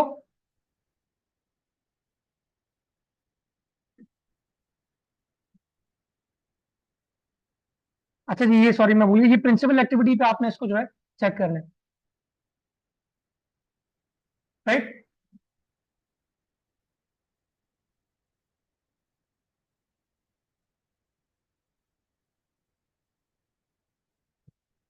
ठीक है जी, यहाँ तक आपको समझ में आ गया। तो आपने इसको क्लिक करना है तो आपके पास ये आ गया है। दोबारा से आप देखेंगे इसमें ये लिखा हुआ है जी, बिजनेस एड्रेस को लिंक कर दें, कि आप जहाँ पे अपना बिजनेस रन कर रहे हैं जिस एड्रेस पे, प्लीज उसको मेंशन कर दें। हम कौन से मेंशन कर रहे थे? Third one.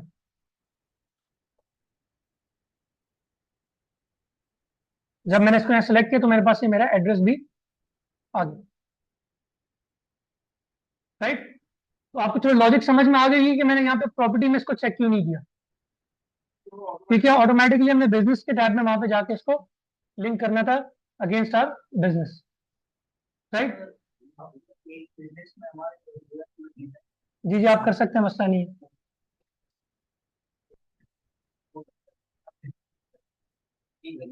जो आपकी प्रिंसिपल एक्टिविटी होगी वही दिखाए।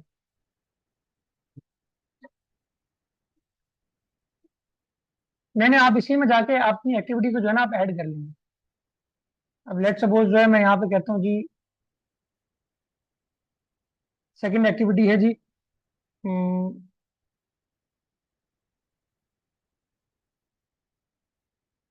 रेस्टोरेंट की।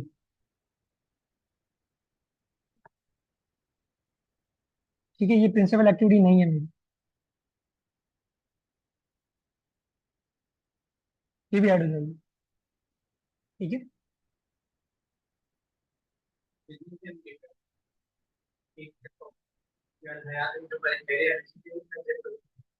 सर देखें, इंडिविजुअल बिजनेस में अलयात इंटरप्राइजेज जैसे आपने किया आप भी कर सकते हैं, बट अब डिपेंड करता है कि इन्होंने इसके प्रोटेक्शन ली है, ट्रेडमार्क रजिस्टर्ड है इनका, कॉपीराइट की इनके पास राइट्स हैं या नहीं है।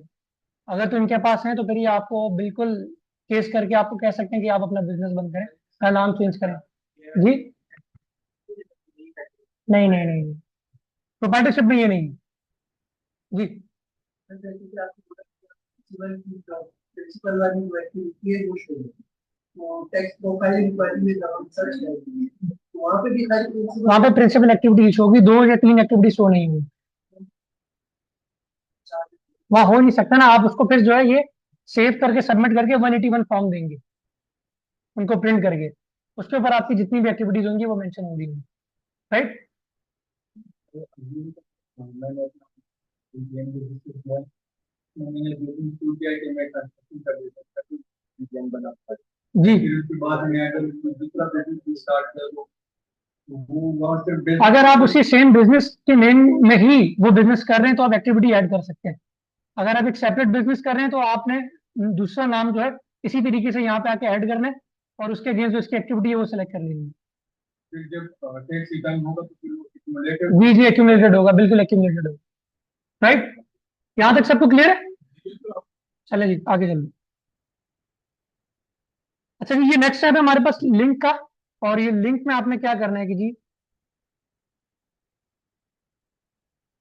अब फॉर एग्जाम्पल जैसे मैं एडवाइजर हूं तो मैं जब किसी अपने क्लाइंट का एनटीएन फॉर्म करता हूँ तो यहाँ पर मैं एज एन एडवाइजर कंसल्टेंट अपना नेम ऐड कर देता हूँ।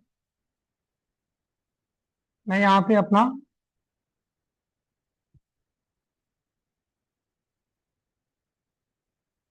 और स्टार्ट डेट भी लेट सपोज आज की कर देता हूँ, राइट। ये इन केस ऑफ कंसल्टेंट या एडवाइजर के केस में आप ये कर सकते हैं।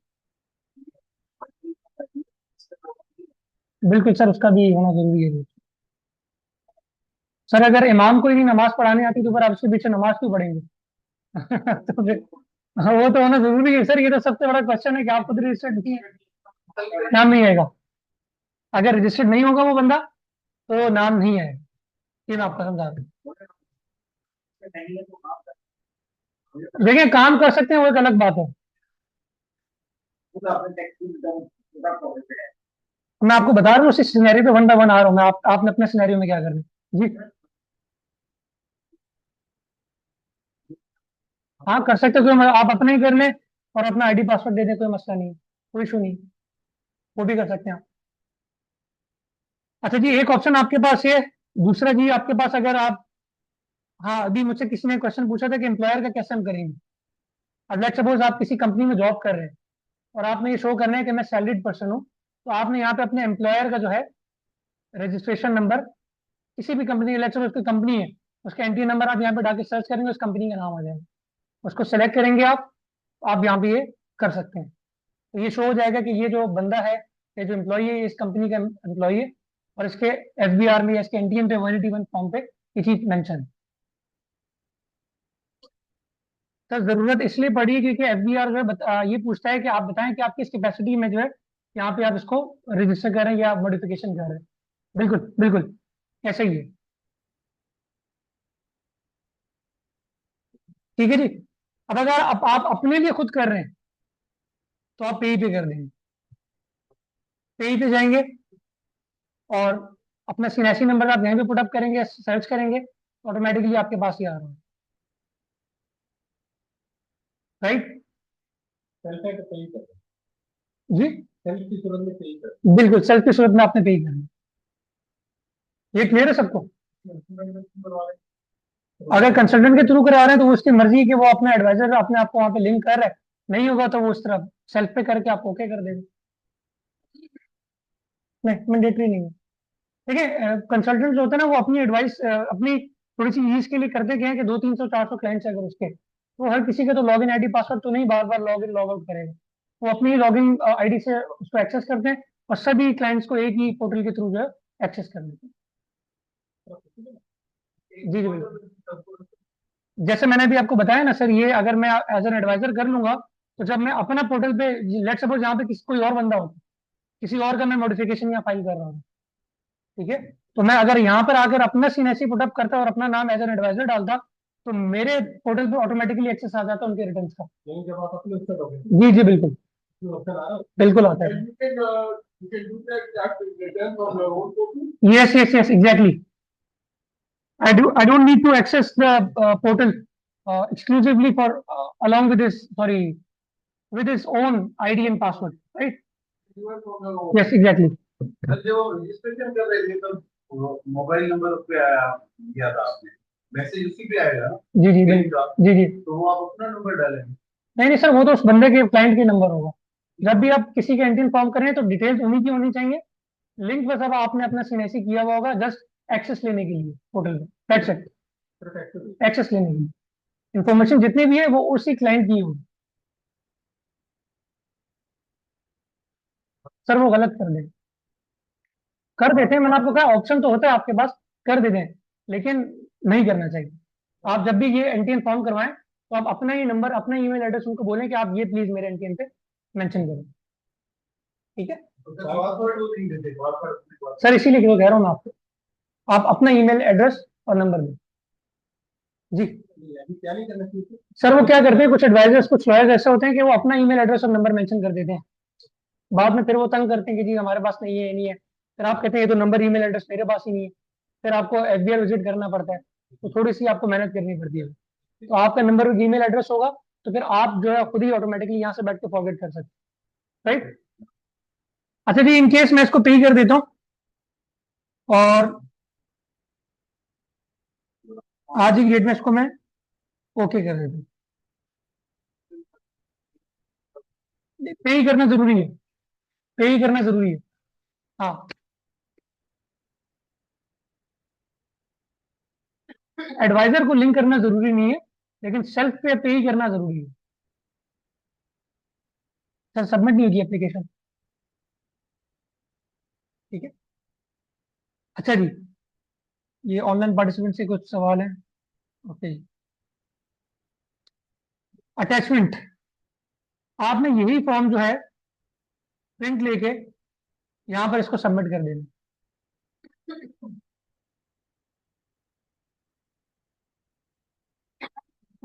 अब ये जो है आपने देखें, एड्रेस आपके पास से आपका बिजनेस एड्रेस आ गया, और ये मैंने जो है अपना एड्रेस सेलेक्ट किया था रेजिडेंशियल एंटीन के लिए, ये आ गया। ये देख सकते हैं दोनों एक्टिविटीज मेरे पास आ गई हैं। आपका क्वेश्चन था यहाँ पे किसी का कि मैं दोनों एक्टिविटीज कर सकता हूँ। प्रिंसिपल एक्टिविटी यस, ठीक है। ये आपकी 181 का फॉर्म है जो आपने प्रिंट कर लेना, और बैंक अकाउंट भी आपका इसी की बेसिस पे होता है। आप एंटीन भी देते हैं, साथ साथ आप 181 भी प्रोवाइड करते हैं। बैंक अकाउंट ओपनिंग के लिए ये मैंडेटरी है 181 फॉर्म, ये बैंक आपसे जरूर रिक्वायर करेगा, ठीक है। Many people have multiple accounts, bank accounts. तो उसके उस एरिया में क्या होता है? Like if somebody is getting on somebody on his second account which is not registered in this FBR. देखिए सर, अकाउंट का एफबीआर के रजिस्ट्रेशन से कोई रिलेशन नहीं है, कोई रिलेशन नहीं है। मैं सिर्फ आपको ये समझा रहा हूँ कि आपने बिजनेस स्टार्ट किया है, आपने अपना एनटीएन फॉर्म किया है, आपने 181 प्रिंट किया, एनटीएन प्रिंट किया, और आप बैंक अकाउंट चले गए फॉर अकाउंट ओपनिंग पर्पज, ठीक है। अच्छा जी, अटैचमेंट में आपने जो है ये यही सेम एप्लीकेशन यहाँ पे अटैच कर देनी है। आपका जो बिजनेस प्रेमिसेस का टेनेंसी एग्रीमेंट है वो आपने अटैच कर देना है, राइट। और आपका जो बिजनेस का जो यूटिलिटी बिल है प्रेमिसेस का, वो यहाँ पर आपने अटैच कर देना।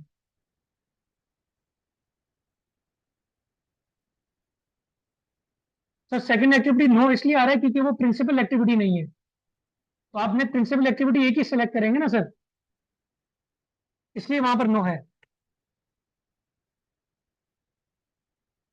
Right. Last tab is bank account. यहाँ पर देखिए ये बैंक अकाउंट मेरे यहाँ पे मेंशन है, आप यहाँ पर आके बैंक अकाउंट को ऐड कर सकते हैं, but it is not mandatory. Without adding bank account आपकी एप्लीकेशन सबमिट हो जाएगी, ठीक है। देखिए 2 साल पहले अमेंडमेंट आई थी कि आपने जो है आई डोंट नो किस फाइनेंस बिल में आई थी, उन्होंने ये जो है मैंडेटरी कर दिया था कि आप अपने जो बैंक अकाउंट से आप अपने एचबीआर के पोर्टल पे जाके अटैच करें, अपडेट करें, और नहीं करने की सूरत में उन्होंने पेनल्टी इम्पोज कर दी थी। फिर लेटर ऑन इस चीज को जो है रिमूव कर दिया था, लेकिन स्टिल यहाँ पर जो बैंक अकाउंट है, अब जैसे कोई बंदा एसटीआर में रजिस्टर्ड है, सेल्स टैक्स में रजिस्टर्ड है, उसको रिफंड चाहिए, तो रिफंड के लिए उसको यहाँ पे बैंक अकाउंट ऐड करना बहुत जरूरी है। वो आपको कैश में तो प्रोवाइड नहीं करेंगे, आपके बैंक अकाउंट में आपको देंगे, तो बैंक अकाउंट जो है आपके पास यहाँ पे मेंशन होना मैंडेटरी, राइट। ये जो बिजनेस है वहाँ पे मैं भी आपको बता रहा हूँ, पहले हम ये सारा सीखें, फिर मैं आपको बताता हूँ आपने उसको सर्च कैसे करना है। ये चीजें आपको समझ में आ गई है? इसकी में सर पार्टिसिपेंट्स रेज्ड हैंड। जी मोहम्मद शहबाज साहब प्लीज।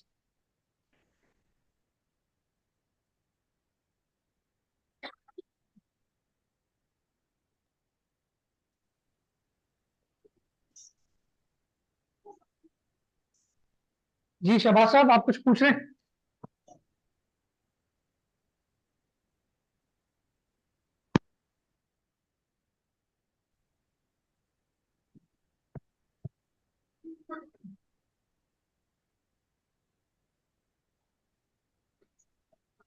अच्छा जी, हेलो सर, मैं सवाल करूं? अरसलान बात कर रहा जी जी बोले प्लीज।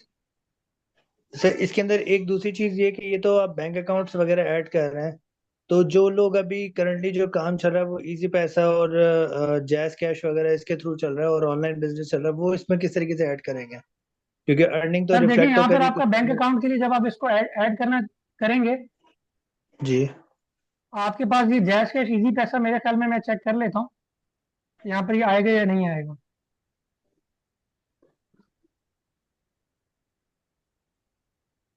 अभी इंस्टीट्यूशन में आपको सेलेक्ट करना पड़ेगा, जैसे ये एचबीएल मैं यहाँ पे लिखता हूँ, एचबीएल की काफी सारी जितनी भी ब्रांचेस है वो सब यहाँ पर आ रही होंगी। अब लेट्स सपोज मैं अगर यहाँ पे इजी पैसा लिखता हूँ, आई डोंट थिंक सो कि ये आएगा, ये यहाँ पर नहीं हो सकता सर। तो किसी ये लिंक शेड्यूल्ड भी बैंक से जो है ना आपने, चलेंगे।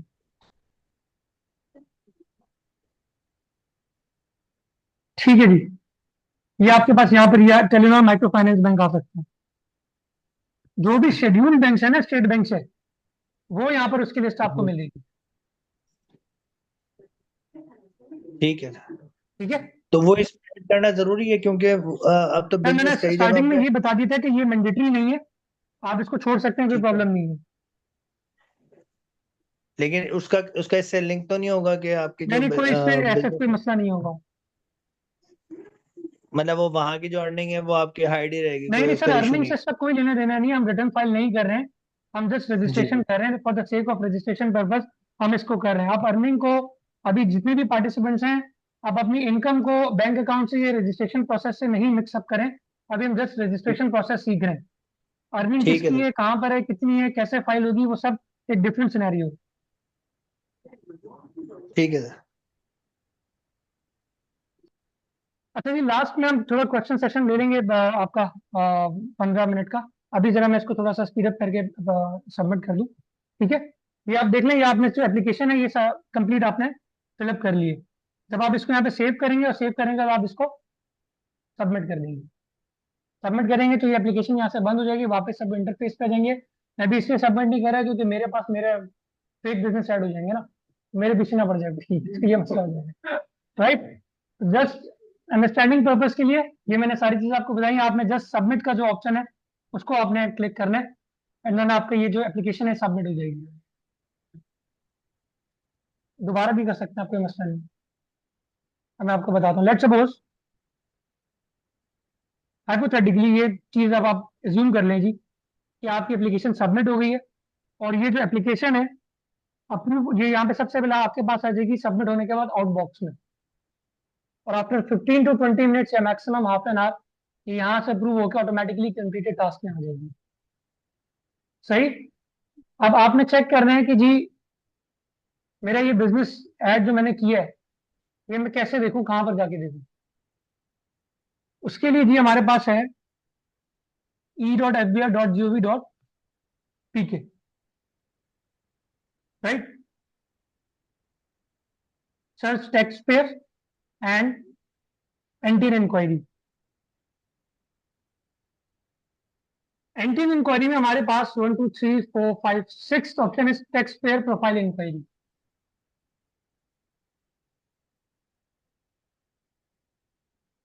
ये मैं इसमें यहाँ से लॉग आउट कर देता हूँ ताकि जो है ये,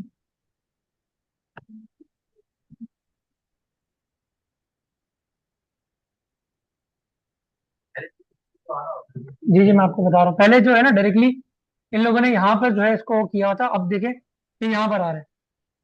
अच्छा, पहले जो है ना लास्ट वीक तक ऑलमोस्ट जो टैब था ना वो आपके e.fbr वाला था, राइट। अभी जो है वो आपको पेज को रीडायरेक्ट करके डायरेक्टली जो है यहाँ पर आपके पास ले आता है, और आपने जो है अपना टैक्स पेयर प्रोफाइल इंक्वायरी यहाँ से देखनी है। अच्छा, यहाँ पे ऐसे कोई पार्टिसिपेंट हमारे पास बैठे हैं जिनका एनटी में बिजनेस ऐड हो, अपना सीएनएससी नंबर बताइए, कोई भी एक बंदा, सर आप बता दें जी। अच्छा जी, सर 422132176220।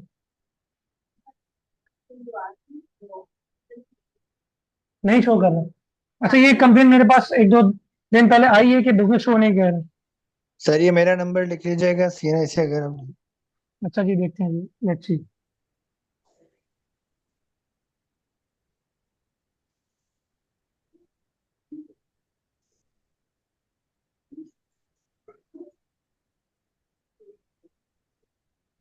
आ तो रहा मैडम बिजनेस।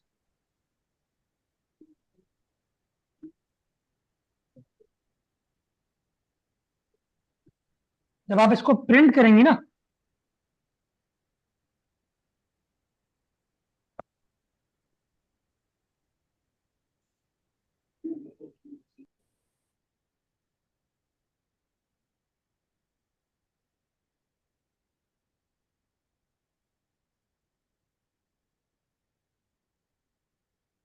जरा मैं शेयर कर देता हूँ। इससे शेयर हो रहा है उनको। ये ऑनलाइन पार्टिसिपेंट्स को एनटीएन शो हो रहा है?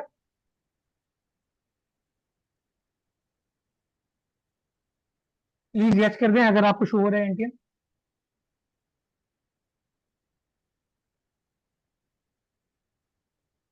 चलेंगे। जब आप बिजनेस ऐड कर लेंगे तो आपके पास ये business name, business address and आपका ये principal activity of the business आपके पास आ जाएगी, राइट। रजिस्ट्रेशन सर्टिफिकेट मैंने आपको बता दिया था कैसे आपने डाउनलोड करना है। ये आपकी ऑनलाइन वेरिफिकेशन है एनटीएम की। आप इसको एफबीआर के पोर्टल से ऑनलाइन वेरीफाई कर सकते हैं क्या है। अब आप देखें ये जी आपका एनटीएम रजिस्ट्रेशन नंबर, ये आपका NTM reference number, name, category, registration number, email address and number जो आप इस वक्त आपने at the time of registration आपने पुटअप किया होगा वो यहाँ पर आ जाएगा। आपका एड्रेस जो हम आपको याद होगा हमने प्रॉपर्टी टैब में चेक किया था एड्रेस को, जब आप जिस एड्रेस को चेक करेंगे यहाँ पर वो मेंशन हो जाएगा address. Registration date and tax office RTO2। RTO अगर किसी ने देखना है अपना कि मेरा RTO कौन सा है तो ये RTO2 कराची आ रहा है, राइट। और रजिस्ट्रेशन स्टेटस इनका एक्टिव है।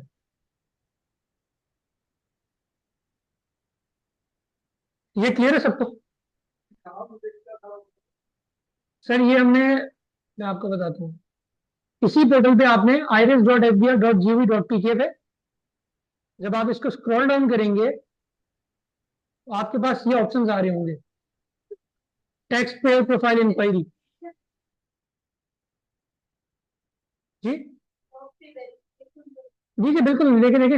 अब वहां पे ये मैं आपको बता देता हूँ, यहाँ पर बताने का मकसद क्या था ये कि यहाँ पे डिफरेंट ऑप्शन और भी अवेलेबल है। तो अगर खुद भी कोई इसको नेविगेट करना चाहे, जैसे अगर किसी ने income tax ATL list check करनी है तो वो चेक कर सकते हैं,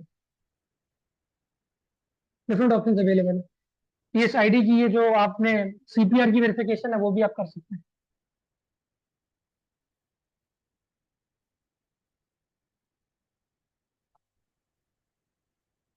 रजिस्टर्ड नहीं है, अनरजिस्टर्ड कैसे हो गया, समझा नहीं आपकी बात।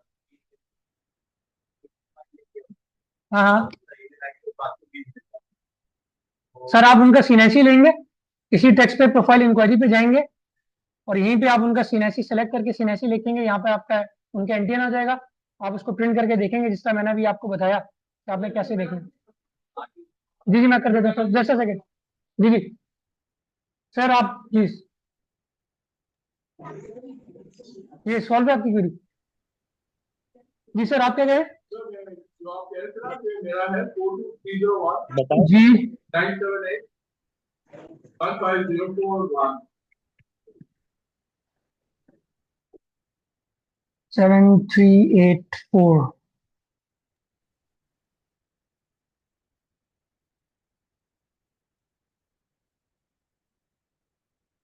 यही पे इसी स्क्रीन में आप लोग को नजर आ रहा है क्लियर? चलेगा सर, ये आपका आगे sir business address and principal activity, that is your RTO2।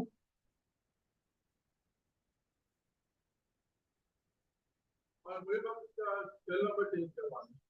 Cell number sir मैंने आपको बताया कि जब आप एप्लीकेशन 181 की ओपन करेंगे तो पहले ही टैब में आपके पास नंबर और ईमेल एड्रेस चेंज करने का ऑप्शन अवेलेबल है, राइट। अच्छा जी, बिजनेस डिलीट कैसे करना है?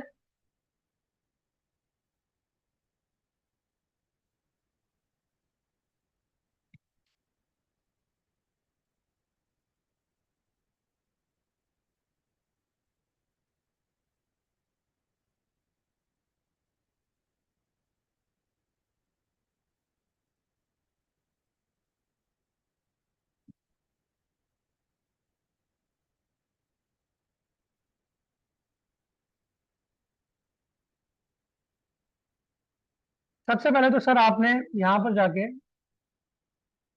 प्रोफाइल में, again it is asking for,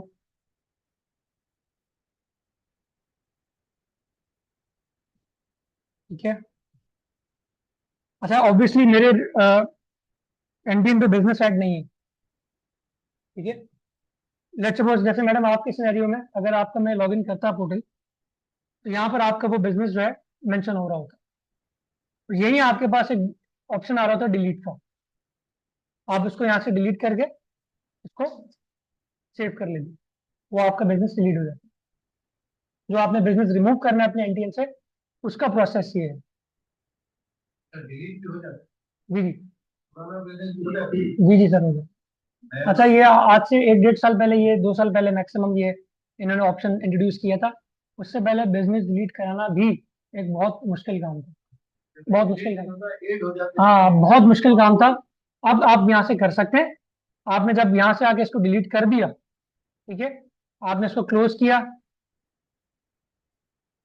आपने यहाँ आके एप्लीकेशन जो है 1171 notice of discontinuation of business, ये आपने जो है यहाँ पे फाइल कर देनी है।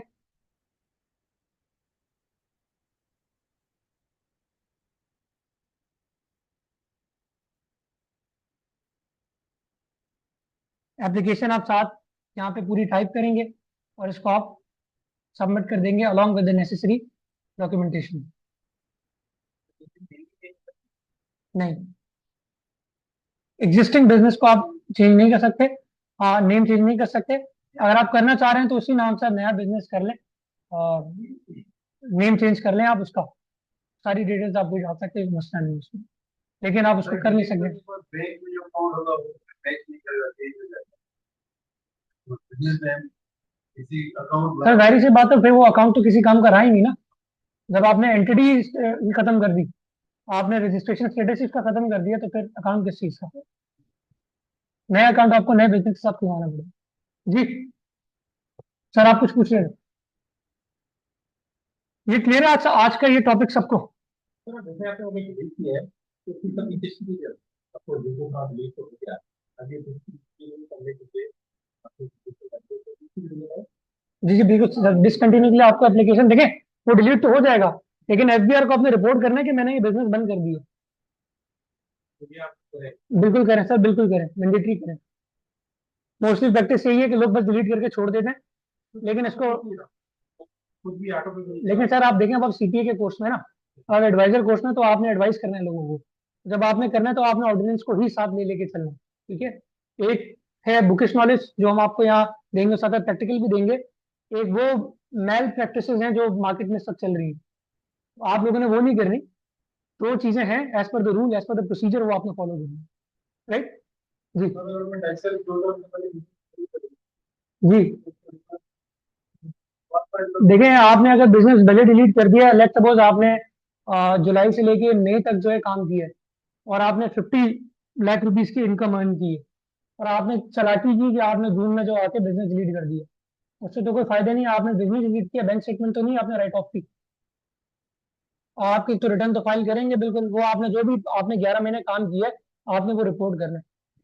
महीने के होगा तो करना जी जी बिल्कुल करना है। अगर आपने 20 जून को भी किया है एनटीएम रजिस्टर, तो आपने ये 10 दिन का भी रिटर्न फाइल करना है, right? Sir NTN sir business delete कर रिपीट कराएं जी बिजनेस डिलीशन का, अच्छा सर, बिजनेस डिलीशन का प्रोसेस ये है कि आपने सबसे पहले यहाँ पर जाना है प्रोफाइल में। प्रोफाइल में आप जाएंगे, यहाँ पर ऑटोमेटिकली आपका सीएनआईसी और आपकी इन्फॉर्मेशन आ गई होगी। मेरी इसलिए नहीं आ रही क्योंकि मेरे पास क्लाइंट डिफरेंट ऐड है। ये इन्फॉर्मेशन आ गई, बिजनेस टैब में गए, यहाँ पर मेरे पास बिजनेस नहीं आ रहा, यहाँ पे बिजनेस आपके पास आ रहा होगा, आगे डिलीट लिखा होगा, आप उसको डिलीट कर देंगे, दैट्स इट। सेव करके उसको क्लोज कर देंगे। 2 दिनों में ट्वीट करके फिर करें हाँ जी जी जी, 1 बाय 1 आप उसको डिलीट कर दें, कोई इशू नहीं है सर। अटैचमेंट क्या लगाएंगे जब वो Sorry? बिजनेस जो है वो डिसॉल्व हो गया है तो what of attachment you will be putting in that? देखिए सर, अटैचमेंट आप ना भी करें तो प्रॉब्लम नहीं है, और होता क्या है कि क्लोजिंग अकाउंट्स बनते हैं जब कोई बिजनेस डिसॉल्व होता है ना, उसकी जब एसेट्स और लाइबिलिटीज को जब डिस्ट्रीब्यूट किया जाता है, उससे क्लोजिंग अकाउंट्स होते हैं, तो क्लोजिंग अकाउंट्स आप अटैच कर सकते हैं, ठीक है। और साथ आपने एप्लीकेशन तो लिखी हुई थी कि आपने क्या क्लीन किया, राइट? ना भी करें तो कोई प्रॉब्लम नहीं है। अगर इन रिस्पॉन्स अगर आपको कोई चीज वो लोग मांगते हैं आपसे, एफबीआर अथॉरिटी, तो फिर आप उसको उनको दे सकते हैं उस टाइम। अच्छा जी, कुछ ऑनलाइन पार्टिसिपेंट से क्वेश्चन है। सर नेम चेंज करने के लिए आप उसको नहीं कर सकते, उसको डिलीट करके नया नेम बिजनेस ऐड कर लें प्लीज। और किसी का कोई क्वेश्चन?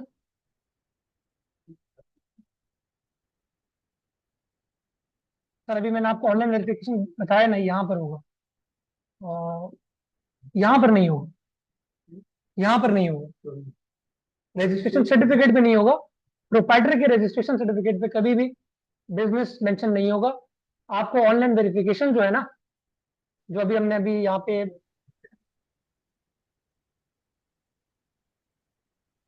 कोई चालान तो क्या रजिस्टर करने का बिजनेस नहीं, कोई चलान नहीं, no fee. Sorry, just second. अच्छा जी, अच्छा कुछ जो हमारे क्लाइंट्स कह लें या लोग कह लें, जिनकी जो है क्या नाम है रजिस्ट्रेशन जो हुई हुई होती है, लेकिन वो इस आईरिस पोर्टल पे जो है रजिस्टर्ड नहीं होते, ऐसे बहुत से लोग आएंगे आपके पास, बोलेंगे जी हमने तो रिटर्न फाइल ही नहीं किया पिछले 10 11 12 साल से, लेकिन हमारे पास ये पुराना एनटीएन है। तो आप उसकी यहाँ पे जाके ई एनरोलमेंट कर सकते हैं, उनके सेल नंबर और सीएनआईसी नंबर, ये 2 3 4 चीजें आप यहाँ पे डालते हैं, और आपको ये देखें बड़ी शॉर्ट इन्फॉर्मेशन है, सबमिट कर देते हैं तो वो उनकी इनरोलमेंट हो जाती है, इस पोर्टल पे वो एनरोल हो जाता है।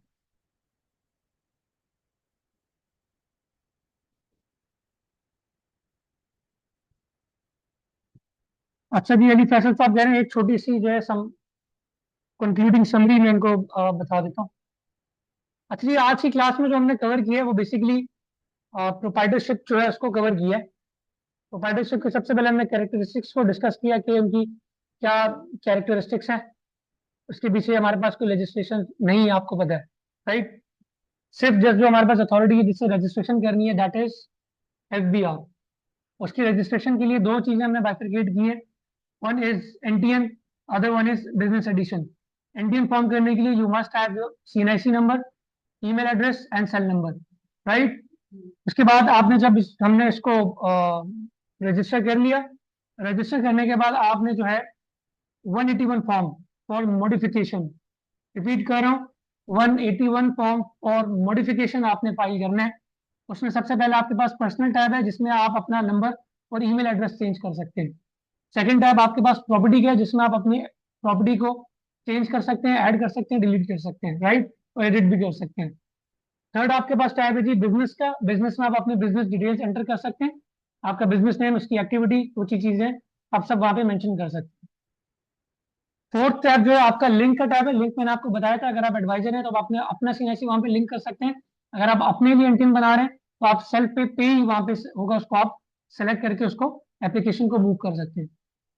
Fifth one is attachment tab. Attachment tab में आपने अपना इसी एप्लीकेशन को जो 181 फॉर्म है इसको प्रिंट करके अटैच करना है, साथ में आपने अपना टेनेंसी एग्रीमेंट उसको अटैच करना है, अगर नहीं है तो दैट्स फाइन, तो मसला नहीं है। थर्ड वन इज आपने अपने प्रेमिसेस का जो यूटिलिटी बिल है उसको आपने अटैच करना है, right. And the last is the bank account details. Bank account अगर आप करना चाहते हैं इट्स अप टू यू, नहीं करना चाहते तो आप नहीं करें, उसके बगैर एप्लीकेशन आपकी सबमिट हो जाएगी। जब आप सबमिट करेंगे तो विद इन 20 to 25 मिनट्स आपका वो बिजनेस अपडेट हो जाएगा। अपडेट होने के लिए मैंने आपको बताया कि आइरिस में जाके स्क्रॉल डाउन करना है आपने, और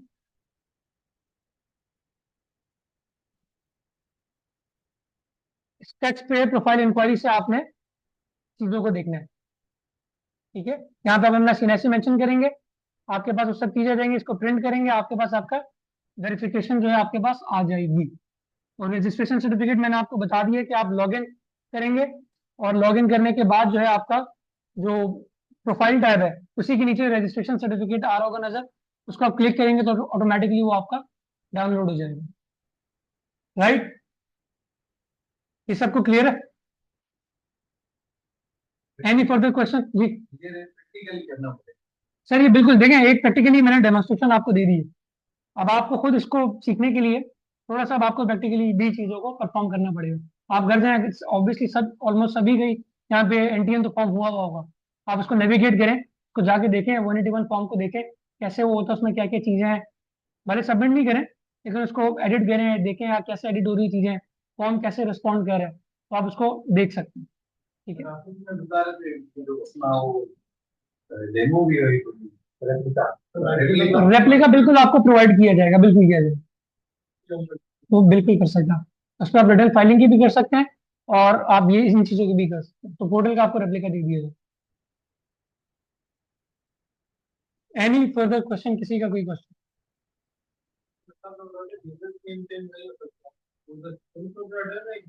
जस्ट सोल प्रोवाइडर में है, और कंपनी में आप चेंज ऑफ नेम कर सकते हैं, पार्टनरशिप में भी अप टू सम एक्सटेंड हो जाता है। जी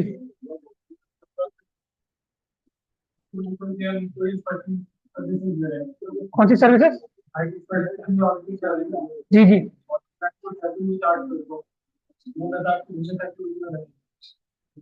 वो मसला नहीं है सर। अब यहाँ पे लोग ऐसे हैं कि अदर एक्टिविटीज सेलेक्ट कर लेते हैं और डिफरेंट बिजनेस कर लेते हैं, जब रिटर्न फाइलिंग का टाइम आता है तब आपने उसको डिटरमिन करना होता है कि आपकी इनकम कितनी, कितने और किन किन सोर्सेज से होगी, देन फिर आपने उसको रिटर्न में पुट अप करना होता है। रजिस्ट्रेशन प्रोसेस पे आपको घबराने की जरूरत नहीं है कि आपके इतने सोर्सेज ऑफ इनकम है, और आप ये भी करें कि आपके पास तो वो ऐड नहीं, आप करें, लेकिन जब आप रिटर्न फाइल करेंगे जो उसके इनफ्लोज होंगे वो आपको शो करने पड़ेंगे, और उसके अगेंस्ट जो भी आउटफ्लोज थे आपके। ठीक है, चलिए जी, आज की क्लास को हम थोड़ा वाइंड अप करते हैं। इंशाल्लाह नेक्स्ट क्लास जो हम स्टार्ट करेंगे पार्टनरशिप से, पार्टनरशिप जी।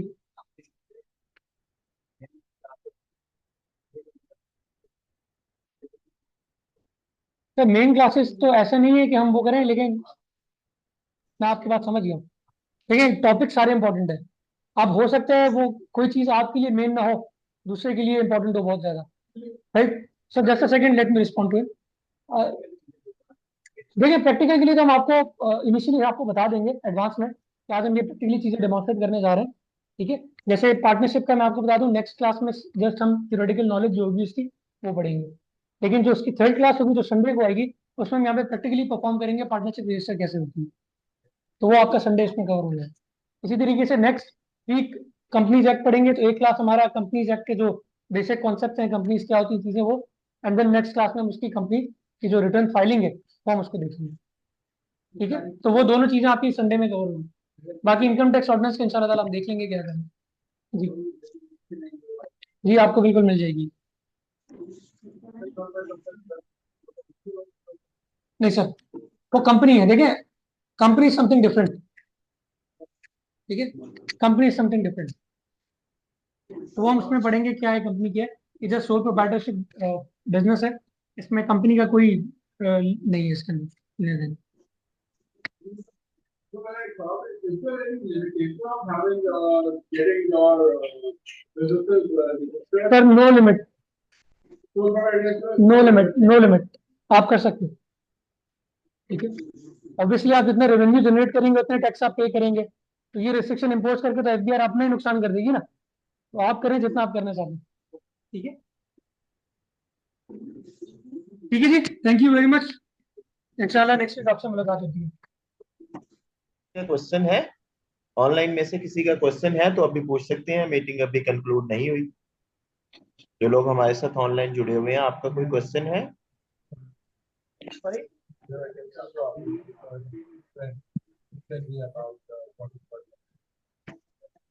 जो रेमिटेंस है ना, अगर that is your remittance up to 5 million वो एफबीआर